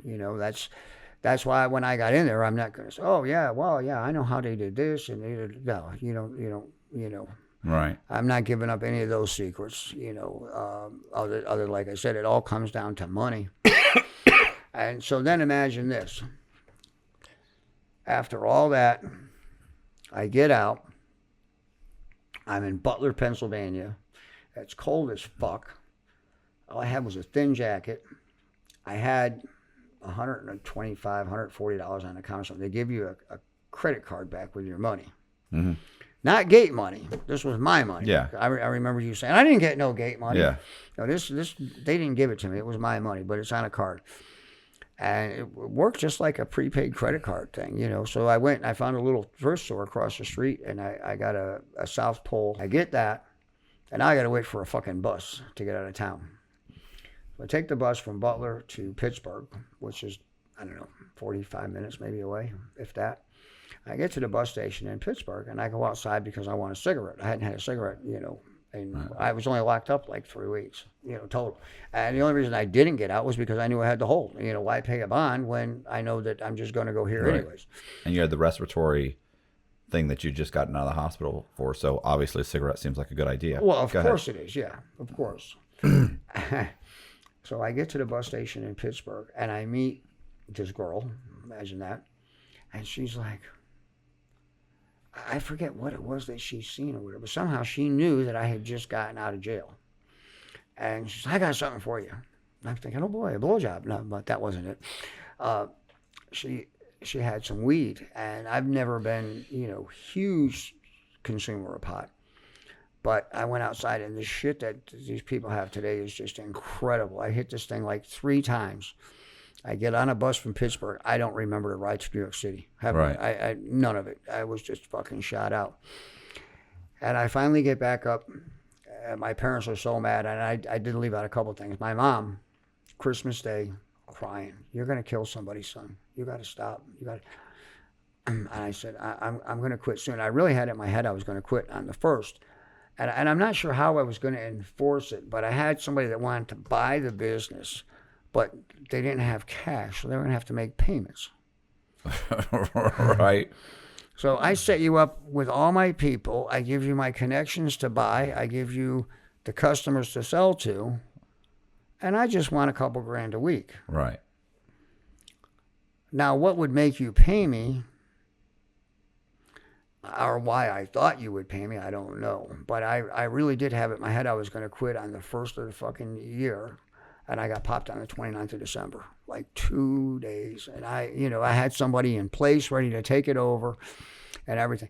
Now, Roger, the guy that was the idiot that texted, God rest his soul too. I guess he's passed away too. But the thing that's the worst thing is to be a liar. This fucker keeps trying to tell me he didn't run his mouth. Well, like I said, there's a half wall. I can hear your dumbass. I can hear what you're telling me. So after I get out, they'd already been out a week or two. And so I get back up to Oneonta. And son of a bitch, if I don't see him walking down the street and it was raining or whatever, hey, hop in the truck. I'll give you a ride.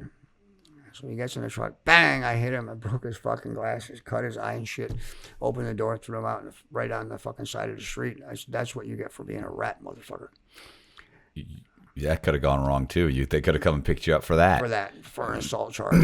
Yeah. No, not just that, but there's a federal charge if you actually physically harm someone that cooperated against you, you can get a federal charge and go to fucking prison. It's like a 5-year mandatory minimum. Well, or minimum mandatory. Sorry. I'm just in dire hope that there's a statute of limitations on it because it's been. Sure, pretty much everything's about a 3-year statute of limitations. Yeah, and we're at 6-7 years. Yeah. So, well, and he would have already gone straight to him. If he was going to do anything, he would have gone straight to him. I had no idea that I knew that I could catch a charge for it, but I remember telling him when I, threw him out. Might be 3 to 5. Might be 3. But I'm saying it might be a 3-year mandatory minimum. And that's the feds get in charge or get involved. Yeah, I figured the worst case, state was going to come and say, hey, Well, I mean, the feds were going to be involved when your thing. They would have come in from as soon as off the rip. As soon as the state thing fell apart. Usually something state falls apart and the state will go and be like, listen, we fucked up. Here was the problem. Boom, boom, boom. And they'll go to the feds and say, here's what we got. And the feds will come in, just indict you on that, knowing that a federal judge isn't going to throw any of that out. A federal judge will be oh, no, all of that's included. Oh, no. But that's state law. You're right. But we're the federal government. We're picking up this case. We're going to charge you, and we're going to go ahead and we'll try you. If you want to go to trial, we'll try you. But really, in federal court, all we need is these two guys to get on the stand and say they were buying the drugs from you, the drugs that they clearly found, and we'll see if a jury will fall for it. And the truth is, if you're just sitting at that table in a federal court, right.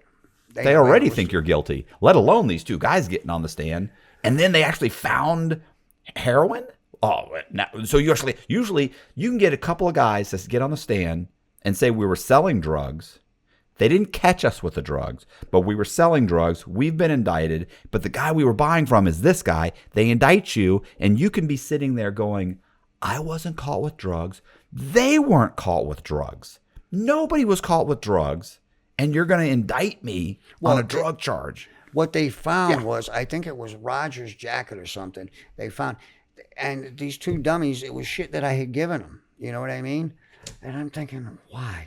Why did I give it to them? Why didn't I just give them a bag or two each, so they could do it and, and then give them the rest when we got home. But it is what it is. You got lucky. I got very lucky. I mean, not just once. Yeah, multiple times. Right. What are you doing now? What do you do now? Well, I have my buddy that owns a tow company. I help him. I'm still like a little kid, I like playing with the trucks and stuff. I sell some cars for him and whatnot.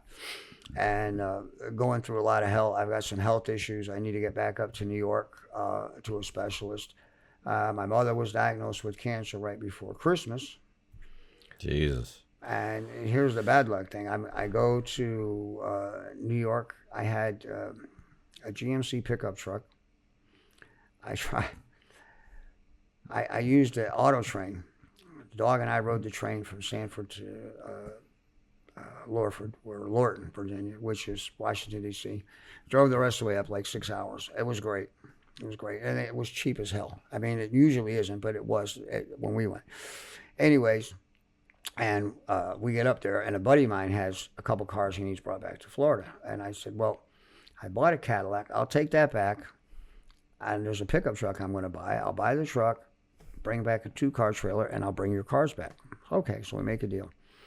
I get back to Florida. I buy a truck on Friday from Fred. Buy the truck Friday. Get it registered on Saturday and everything. And we left, I'm going to guess Saturday night, Sunday morning. Monday afternoon at Fredericksburg, Virginia, we're going down a hill. Right rear tire blows. Trailer goes into a skid. Ends up breaking the fucking trailer hitch. The trailer ends up underneath the truck. Fucks the frame up. Snaps the drive shaft. The back wheels of the truck are on the front of the trailer. I mean, it was a mess. Didn't hit anything else. It's just, my truck is now totaled. I've owned it 2 days. It's gone. Trailer's still okay. A couple little marks on it, but really no big deal. Fred's trailer that I borrowed. So now, instead of renting me a U-Haul pickup that I could have just used my slider thing, what they call a pintle hitch, but I had it. And now U-Haul actually rents. It used to be they had a fixed ball that was welded. Right. That's all you could haul is shit that, they had their own size ball almost. Now you can put any slider in tow. And they didn't tell me that. So I ended up with this fucking van, the little smallest van they had. It was like $400 just to get to my parents' house. Get there, drop that off. My pickup I had taken up to get painted. I said to the guy in the body shop, I said, listen, just get it so I can use it to go to Virginia and get this trailer. It's okay. And I said, make fucking sure the hitch is, really secure because I'm bringing back this trailer. It's a 2-car trailer. It's heavy as fuck. It's okay. We get to Fredericksburg on Friday night. The lights don't work. So the dog and I go get a motel room. And on the way, the lights did start working. But I'm like, you know what? I'm fucking tired. We're going to stay here. So anyways, we get up on Saturday and going up the Jersey Turnpike. Tractor trailer, I think, grazed it a little bit, and then there was bumps. And anyways, the trailer ended up doing the same shit. Boom, boom, boom. Ended up jackknifed. Back of the truck up on guardrails. The trailer underneath the guardrails. I had a brand new jack that was on the nose of the trailer. That I ended up picking up 2 days later, down by the fucking water. I couldn't believe I found it. And some body parts, brand new parts I had bought that had ejected from the truck or trailer. Now I've totaled the second truck out in 9 days. Now I get a brand new Ford diesel pickup in upstate New York, but I didn't buy it. I rented it from Enterprise. It had 600 miles on it. I go get the trailer for the third time, and the tow company had fucked up one of the tires on it. And I forget what else, but anyways, it was a real clusterfuck. They wouldn't let me take it because you got to take the truck and the trailer at the same time. I said, I'm not taking the truck. It's totaled. It's going to fucking Copart. They'll come get it. Well, it's a real douchebags. So I ended up having to spend a couple nights down there, and of course, in Newark, New Jersey, right across the river from New York City, rooms are dirt cheap there. It was only like $200 a night to stay at a fucking Howard Johnson's. Yeah, I wasn't happy. And so I finally ended up getting these cars, brought them back down here. I get back to Daytona, and now I'm supposed to take the truck back to New York. I turn the corner in Daytona. Every light on the dash comes on. The truck's got 3,600 miles on it. It fucking died. Done. A month later, I was still getting texts from the Ford store. They couldn't figure out what was wrong with it. Their computer wouldn't match up to the truck computer. So... fortunately, the good thing is my mother is now cancer-free. That's the good thing. The bad thing is I've got my side's like puffed up. I got a liver thing. I've got to get up to the doctors. And I mentioned a little bit about this, but in August 23rd of 19, I'm riding back from our tow company to my house. I'm on my Harley. I'm sitting at a red light at Bellevue and Nova Road in Daytona. I'm in the middle lane of Nova Road. And this asshole Lyft driver rear ends me. Daytona Beach cop was sitting in the driveway of the 7-Eleven getting ready to pull out, watched the whole thing happen. Right. He thought I was dead. He called it as a probable fatality. Figured the guy was doing at least 40. And he hit me, fucking rear end you on a Harley, no helmet. It blew 7 or 8 discs in my neck, broke my left foot. I was in a boot on crutches for 6 months. And my right hip. And fucked up my short-term memory. I mean, my long-term memory is fine. I can remember shit from when I was a kid, but sometimes you tell me something in 12 minutes from now, I can't remember it. I guess it bruised my brain. So now, Florida law works this way. If you get hit by a Lyft driver, if they have a passenger in the car, you can get this much. If they don't have, or excuse me, if you're a passenger, you can get this much. In my case, the guy needed to be on the app. Well, when he gets out of the car, the first thing he tells the Daytona Beach cop, oh my God, I'm so sorry. I was looking at my phone to see if somebody needed a ride. And then Lyft came back and said, well, we don't think he was on the app, so we don't think we should have to pay. So my attorneys said that July 17th, we were supposed to go to court in just a couple weeks. Now they gave them another continuance, and on the grounds that they want to depose the cop and the EMS personnel, and they also want me to go to their doctor. I said, wait a minute. They've had 4 fucking years to do this. Why are we waiting? And my lawyer went and argued, but the judge saw it Lyft's way. Right. You know, there's fucking Lyft corporations. I've told everybody, boycott those bastards. Don't get a Lyft ride. It's crazy. I mean, that's really put me in a bad spot. I lost that whole deal going up, with my mother and stuff. It was thousands. Literally, it was, I forget. I think I quit counting at 12 grand that I was out, gone. Never going to see that again. And it's been rough. And then I lost my home to the 2 hurricanes last year. Gone. I mean, and I don't know if you realize it or not, but being that you've been in the mortgage business, I would think you would. And I don't know how long ago it was when you dealt with insurance here, but if you go buy homeowners insurance in Florida, it's so expensive now. If you have what did we figure, more than like 18 years to pay on your house, it's like paying a double mortgage. So if you go over 18 years, the insurance company's still ahead. If you go under 18 years, under 18 years and have a claim, then you might be okay. But in other words, it's like having a second mortgage. The insurance is so expensive. That's why a lot of people don't have it, especially living in Daytona. You know what I mean? You're close to the water. It's fucking ridiculous. There was a lady from I think Naples, her house, I think, was valued at like say $250.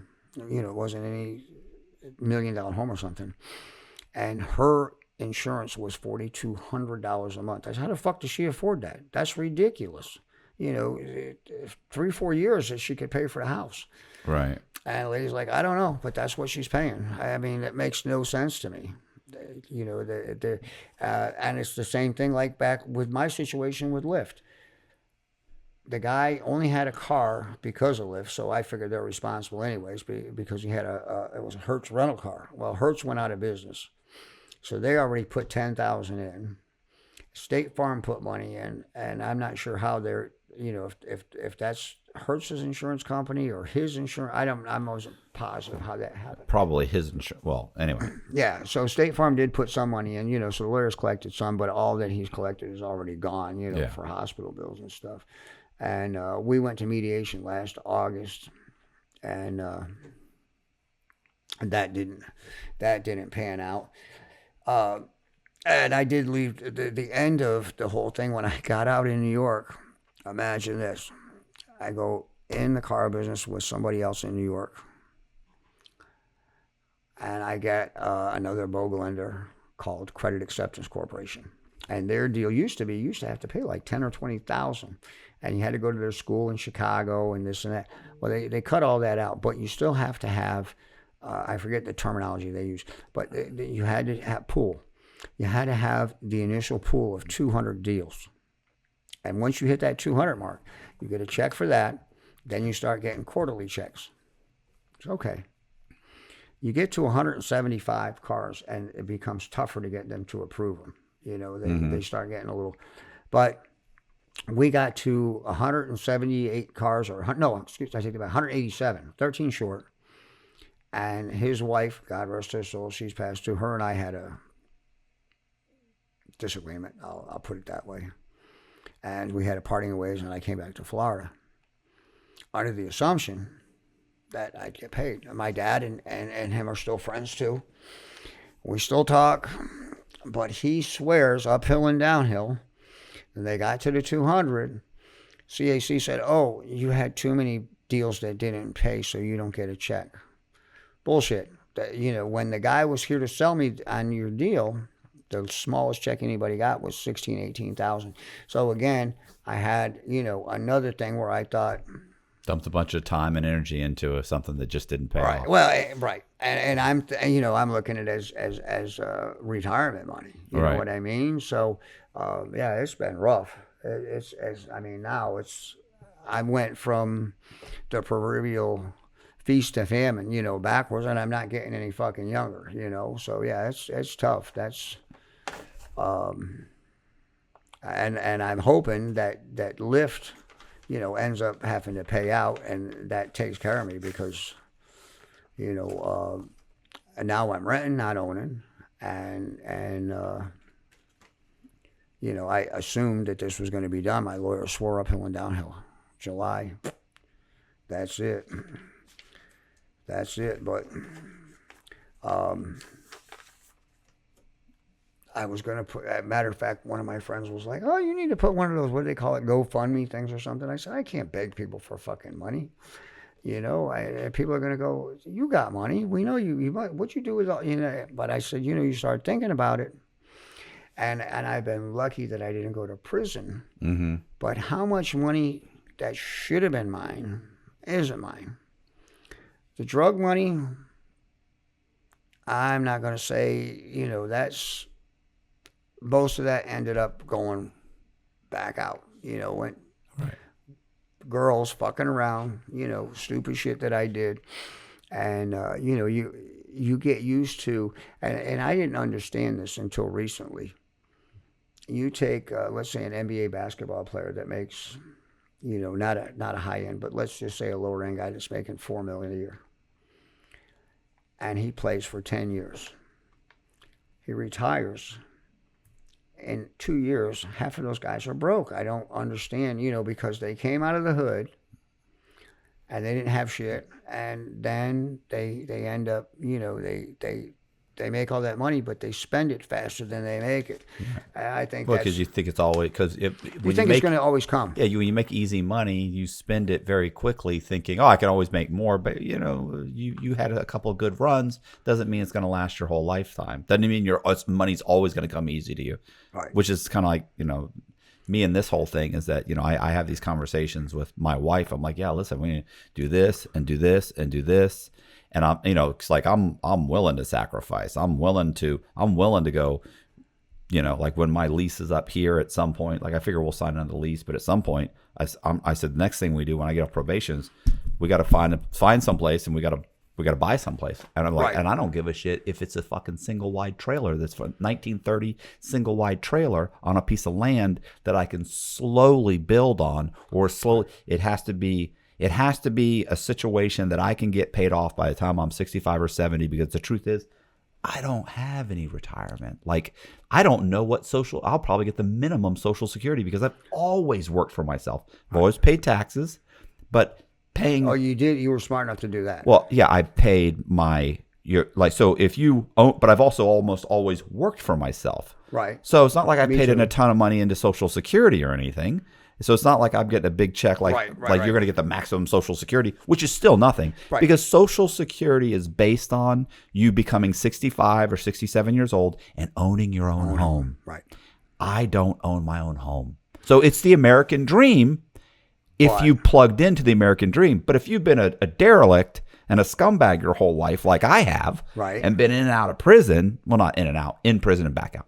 And not done the right thing with your money, then guess what? When you get to be 67 years old and go to retire, you're fucked. Right. Nobody has any sympathy for you because they're like, well, you were a douchebag your whole life. Right. And you had tough break.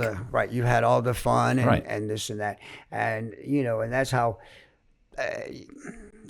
I kind of look at it that way. But by the same token, I've done a lot of good things for people too along the way. Oh, listen, I look at it that way because I understand that's the society, construct.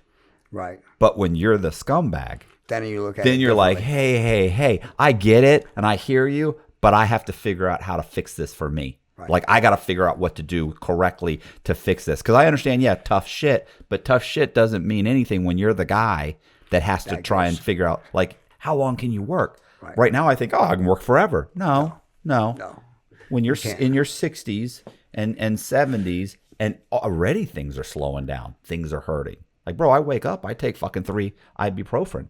Like, if I don't take them, I know it during the day. No shit. Yeah, I know when my back hurts and this hurts and your knee and your body aches and little things like you already start to know. My eyes, I have problems with my eyes. I have astigmatism and my eyes are not what's going on and I'm forgetful. I'm like, there's all kinds of shit that's going on.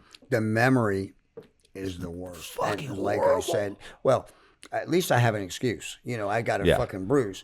And I mean, I used to be as sharp as a tack. You tell me something, I'm not going to forget. Right. I'm like the proverbial elephant. And now, like I said, I can remember shit from when I was a kid. Right. But something that maybe happened 2 days ago, I can't remember. I do that all the time. I'm having a conversation and I'll ask my wife something twice and she'll go, I just told you this. And she'll look at me like, you're not even paying attention. And I'm thinking, no, I was paying attention. I just don't remember what happened 3 minutes ago. I can't. So. Yeah, it's like, what do I want to say? People want to think that you're like zoned out, or you're not listening. Or you're being to a jerk or something. It's like, right, and it's like, no, I'm really, I just, I'm genuinely interested in the conversation. I just can't remember that your buddy's name. Right. You fucking said 70 names. I can't remember any of them. So anyway, Do you remember Rodney though? I remember Rodney Dangerfield, Right. that guy. But you don't remember Gary Tapp. But you remember Rodney Dangerfield. But I don't need to know Gary. Right. And I mean, I hope he's still around. But you got to remember, at that time, so that's what did we say, 99? I think Gary was in his 60s at that time. So,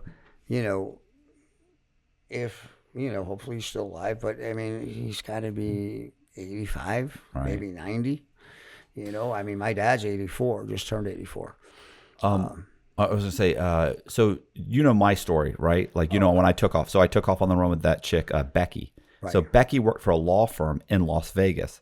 Rodney Dangerfield was the lawyer she worked for there. Rodney Dangerfield was his lawyer. She goes, so he would call up. This was before he died, obviously. He would call up, and she said, he sounds just like that. He was like, No hey, shit. this is Rodney Dangerfield. I'm calling for Jimmy. And they'd be like, and she'd be like, okay, hold on. She said he was exactly like he. And I get no respect. Yeah. Yeah. He was hilarious. And the thing, like, I just always picture Gary, because I remember Rodney Dangerfield doing it with those freaking, whatever you call Those elastic. Yeah, 1970s. Not latex. Like leisure pants. I always think it's kind of a leisure There you suit. go. Leisure. There you go. Yeah, leisure suit. Polyester. Yeah, well, that's, yeah. Polyester stretch pants and the fucking colors, dude. I can remember like peach colored pants with a canary yellow shirt or something. And I'm like, are you going to play fucking golf? He was great in Caddyshack and was it Old School? What was the one where he, or no, back to school. Back to school. He goes back to college. Right. That's what I was going to say. Back to school. He was phenomenal in that, just funny as hell. That's, and I said, I'm looking through, what do you call it? Brett's credits, for the shit that he's done, the producer that I know. Right. And, of course, like I said, him and Steve did a lot of shit, with even up to the TV show Getting In. But they, when we were talking on the phone the other day, I said, "Oh, I was looking at your, how did I put it? I think I used a fucked up word like stats or something." Right. And he goes, "What do you mean stats?" And because I think that's what it is. And I said, okay, not stats. I said, the bullshit that they say about people on Google. And he's like, oh, what's in there now? And I said, well, the guy that's, claims that, I could be wrong about the numbers, but I know I'm going to be close, that you were given $7 million for the movie project and you spent maybe 2, and the guy, is trying to sue you to get money back. And he's like, fuck that guy. It doesn't matter what it costs. I told him how much it was costing him. It doesn't matter what it costs me. All right. And I never thought about it that way, and I mean, he was really quick to say, fuck him, because, and if you think about it, if you tell somebody, Matt, I'm going to make this movie for you, but I need $7 million. If it only costs me $1 million to make it, well, yeah. oh well. Well, it's the same thing we say about the your interest rate. I tell you, your interest rate's 12%, but your interest rate is really 7.1. It's lower. So I charge you 8, but I get yield spread on the back. Right. Well, that's the same thing with right. the F&I with the cars. Right. But you were okay with 8. Right. Well, that's bullshit. You said 7. But you were okay with 8. Like if 8 was too high, or you were not okay with 8, you would have said, fuck you, you got to do better than that. I'm not paying 8. I can't, my buddy Jimmy can do better. I can go to this other place, or I'll call my bank. You could have done all those things. Go. I'm charging you 8. Why? Because I get yield spread between the 7.1 and the 8. In New York, in what was it, 80, in the early 80s. So you could, I think the max back then, believe it or not, was like 26%, 27%. It was fucking stupid. Yeah, people are complaining about mortgages right. now that they have it's 5%. 5%? What are you talking about? It used to be fucking 18%. When in the 80s, right. during the savings and loan crisis, it was fucking 14, 15, 12%, But you had somebody with good credit back then, if I remember right, like 18% was what they got. And, I'd have to fight like hell to get 1 point on them. Meanwhile, the guy that, was happy I got him bought, because I did some F&I stuff too, the guy that you got bought and he's paying, you got him bought at say 24%, which is, ridiculous. But, you hit him at 27, so you make that spread, they don't bitch, right? Because they're happy. Yeah. It's just like going back to the Vogue business with the cars. At the car dealership, I used to tell people when they'd come in to buy a car, they'd say, "What all do I need?" Well, you do need some documentation. You got to have a water bill. I mean, there was a couple things that they had to have. They had to prove that basically you existed. And but I used to tell them, can you? They call and they say, "Can you really tell me what I really, really need to qualify?" And I said, "Yeah, run in your bathroom. You got a mirror, right? Yeah, in the bathroom, right? Yeah. Well, run in there and breathe on it. Let me know if it fogs up." Well, of course it's going to fog. Okay, then I can get you done. That's and it wasn't illegal. I wasn't doing anything wrong. I mean, you're sometimes stretching things, but you're not. I mean, I wasn't whiting shit out. Yeah. Well, it's the same thing when I used to say, if you had a pulse, I was gonna get you approved. Right. Not the thing. Oh, you just gotta walk it. No, I'm gonna forge the documents. I'm gonna make sure you get approved. Right. No, I get it. The one thing that I didn't understand, and I actually have watched it like 4 times, that I wanted to ask you. So, just so it's clear in my head, you got Social Security numbers from kids that were under a year old. No, I went to Social Security and convinced them to issue me Social Security numbers to children that didn't exist. Oh, the kid didn't even exist. So I would go in, I'd say, "Hey, my daughter, here's the birth certificate for my daughter. She's 11 months old. And here's her shot record," because they need to make sure she still is alive.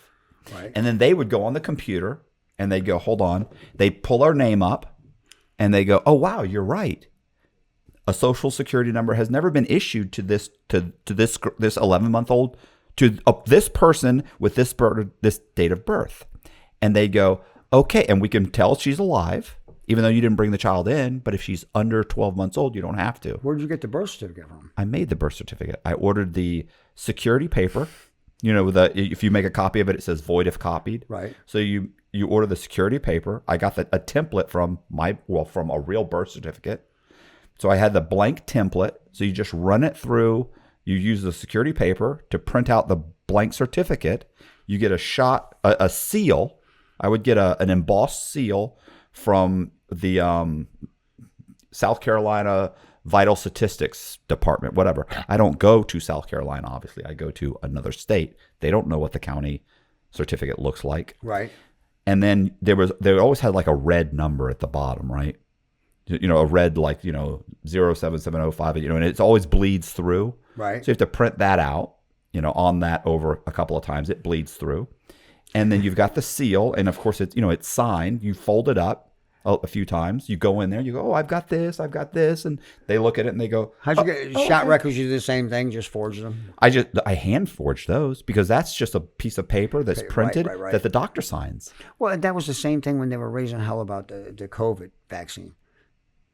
And I didn't realize that I could have done anything with that.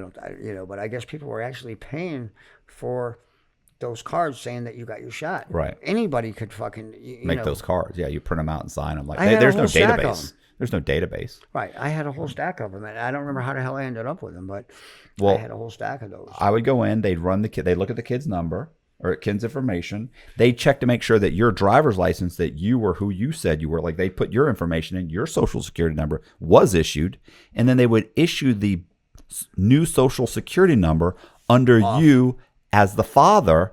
Had this child provide the documents, has an 11-month-old girl.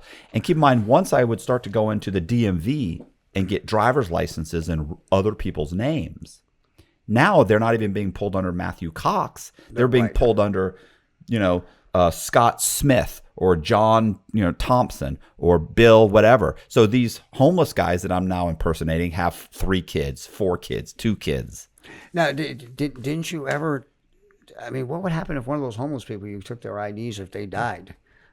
Yeah, I mean, that was always my concern. I was always trying to figure out how. What I did was I started melding.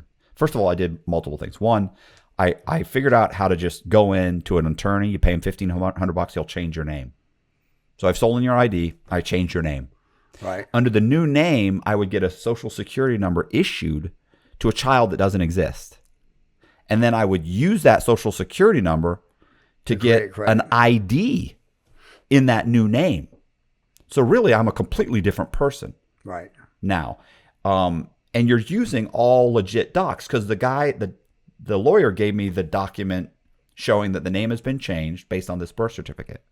So I can go into another state saying, hey, here's my original birth certificate, but I had my name changed. And here is my social security number issued under that name. Because I went to Social Security. They changed the name on my Social Security number.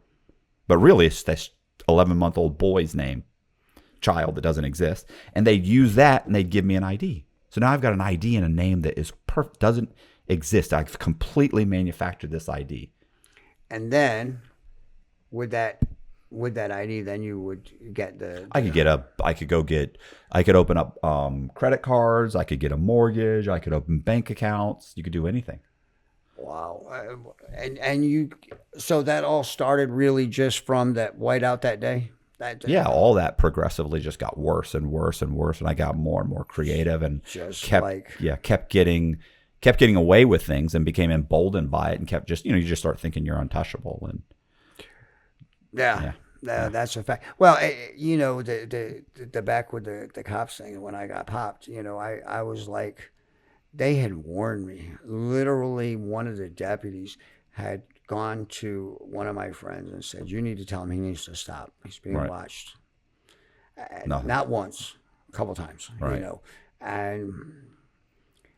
my mother and, and like a fucking dummy, I thought, well, I hear you. It ain't going to happen to me. So, but I mean, the upshot is, I did go sit for whatever, I think it was less than 30 days. I mean, I don't think 2.5, 3 weeks, maybe 3.5 weeks, whatever it was. I know it was less than 30 days because I remember watching, I was just before the first of the year. I got arrested on the 29th of December, and I was out for the Super Bowl, which I believe is in January. I'm almost positive. I know I watched, I think only one weekend, maybe 2 weekends of football playoffs. So It wasn't, it was not a pleasant experience. Don't get me wrong. It's not like something I recommend for anybody. It wasn't enjoyment, but Right. you do Well, get institutionalized quick, though. I mean, even in that short amount of time, I had gotten used to it. And Right. it was like, okay, I got to get up a certain time. I go to bed a certain time, whatever. I mean, the lights are going to go off. I can't turn them back on. Right. I've got to wait for these morons to turn them on. And you had your little emergency buzzer. If something happened during the night, you buzz it. Having the cardiac issues, I did worry, what the fuck if something happens, you're going to be dead. They're not Right. going to, they're not going to take care of you. So Well, what do you think of my whole story?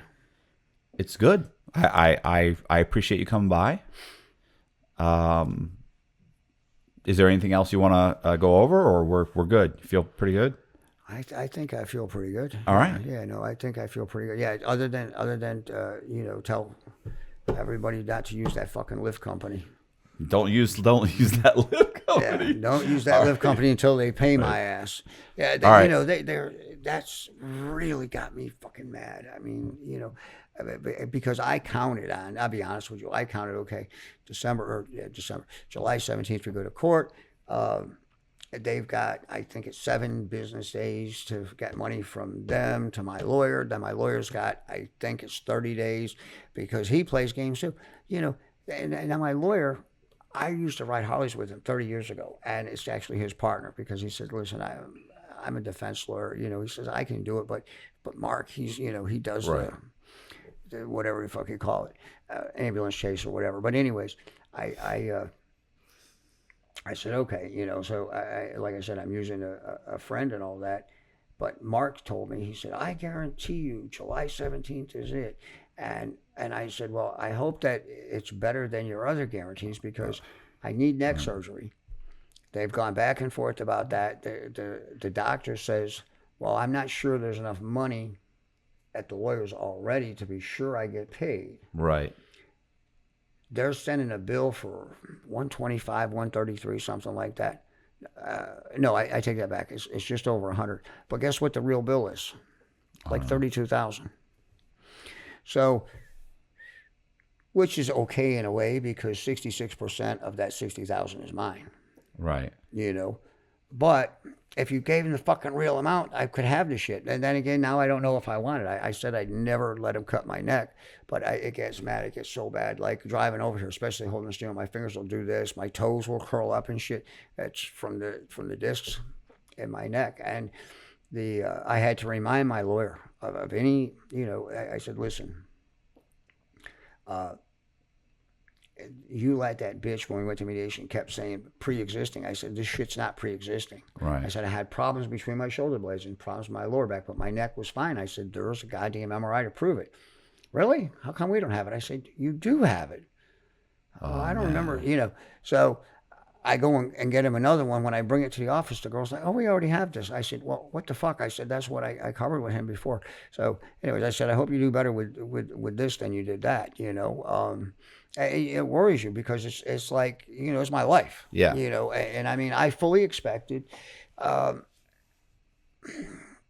Everybody has told me, except for my lawyer, but most people are figuring that I'll end up with around 700,000. My share when all the smoke and dust settles, which isn't really that much money anymore.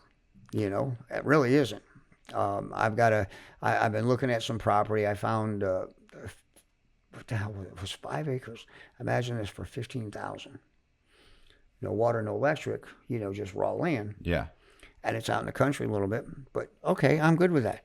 So we get there, and I have a friend of mine. She wants some land too, and she's like, "Why don't we buy it together and we'll split?" I said, "Okay." And I said, she goes, "You can even have 3 acres. I'll just take 2." I said, "Okay, that's fine." So we go and put the deposit and everything, and when we get out there, I put a deposit sight unseen. And we get out there, and she says, it's the property straight ahead. I said, okay, so it's the trees in this field? Well, I think so. Well, then the neighbor comes out. She's like, no, that's not for sale. It's next door to me. So I go, holy fuck, this is even better. There's water, there's electric. Yeah, okay. I said, get that fucking shit hammered through. So she calls a realtor she's dealing with.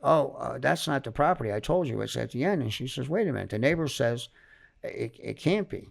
Because she owns this, and the people with the farm over here with the horses, cows, whatever the fuck they got, They own, this and this. And she goes, well, no, there's a right of way across there, but it's going to cost. By the time we had gotten done, some of it's what do they call it?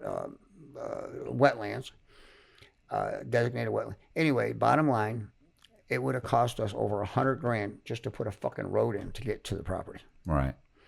It's not worth it. Yeah. I mean, I can buy right around the corner. And this was on a dirt road, and the main dirt road that gets to it down here, right in the corner, I can buy a house on 5 acres of property. A whole house I can buy for 190. Why am I going to spend, Right.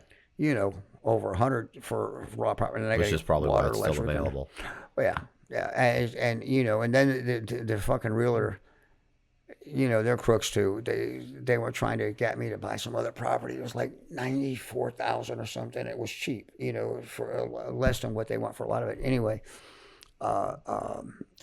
landlocked. Well, listen, I appreciate it. let's wrap it up. Yes, sir. All right. Thank you Thank very you. much. I appreciate it. Hey, if you like the video, do me a favor, hit the subscribe button, hit the bell so you get notified of videos just like this. Also, leave me a comment in the comment section, and check out the links in the description. And I appreciate you guys watching. Thank you. See ya.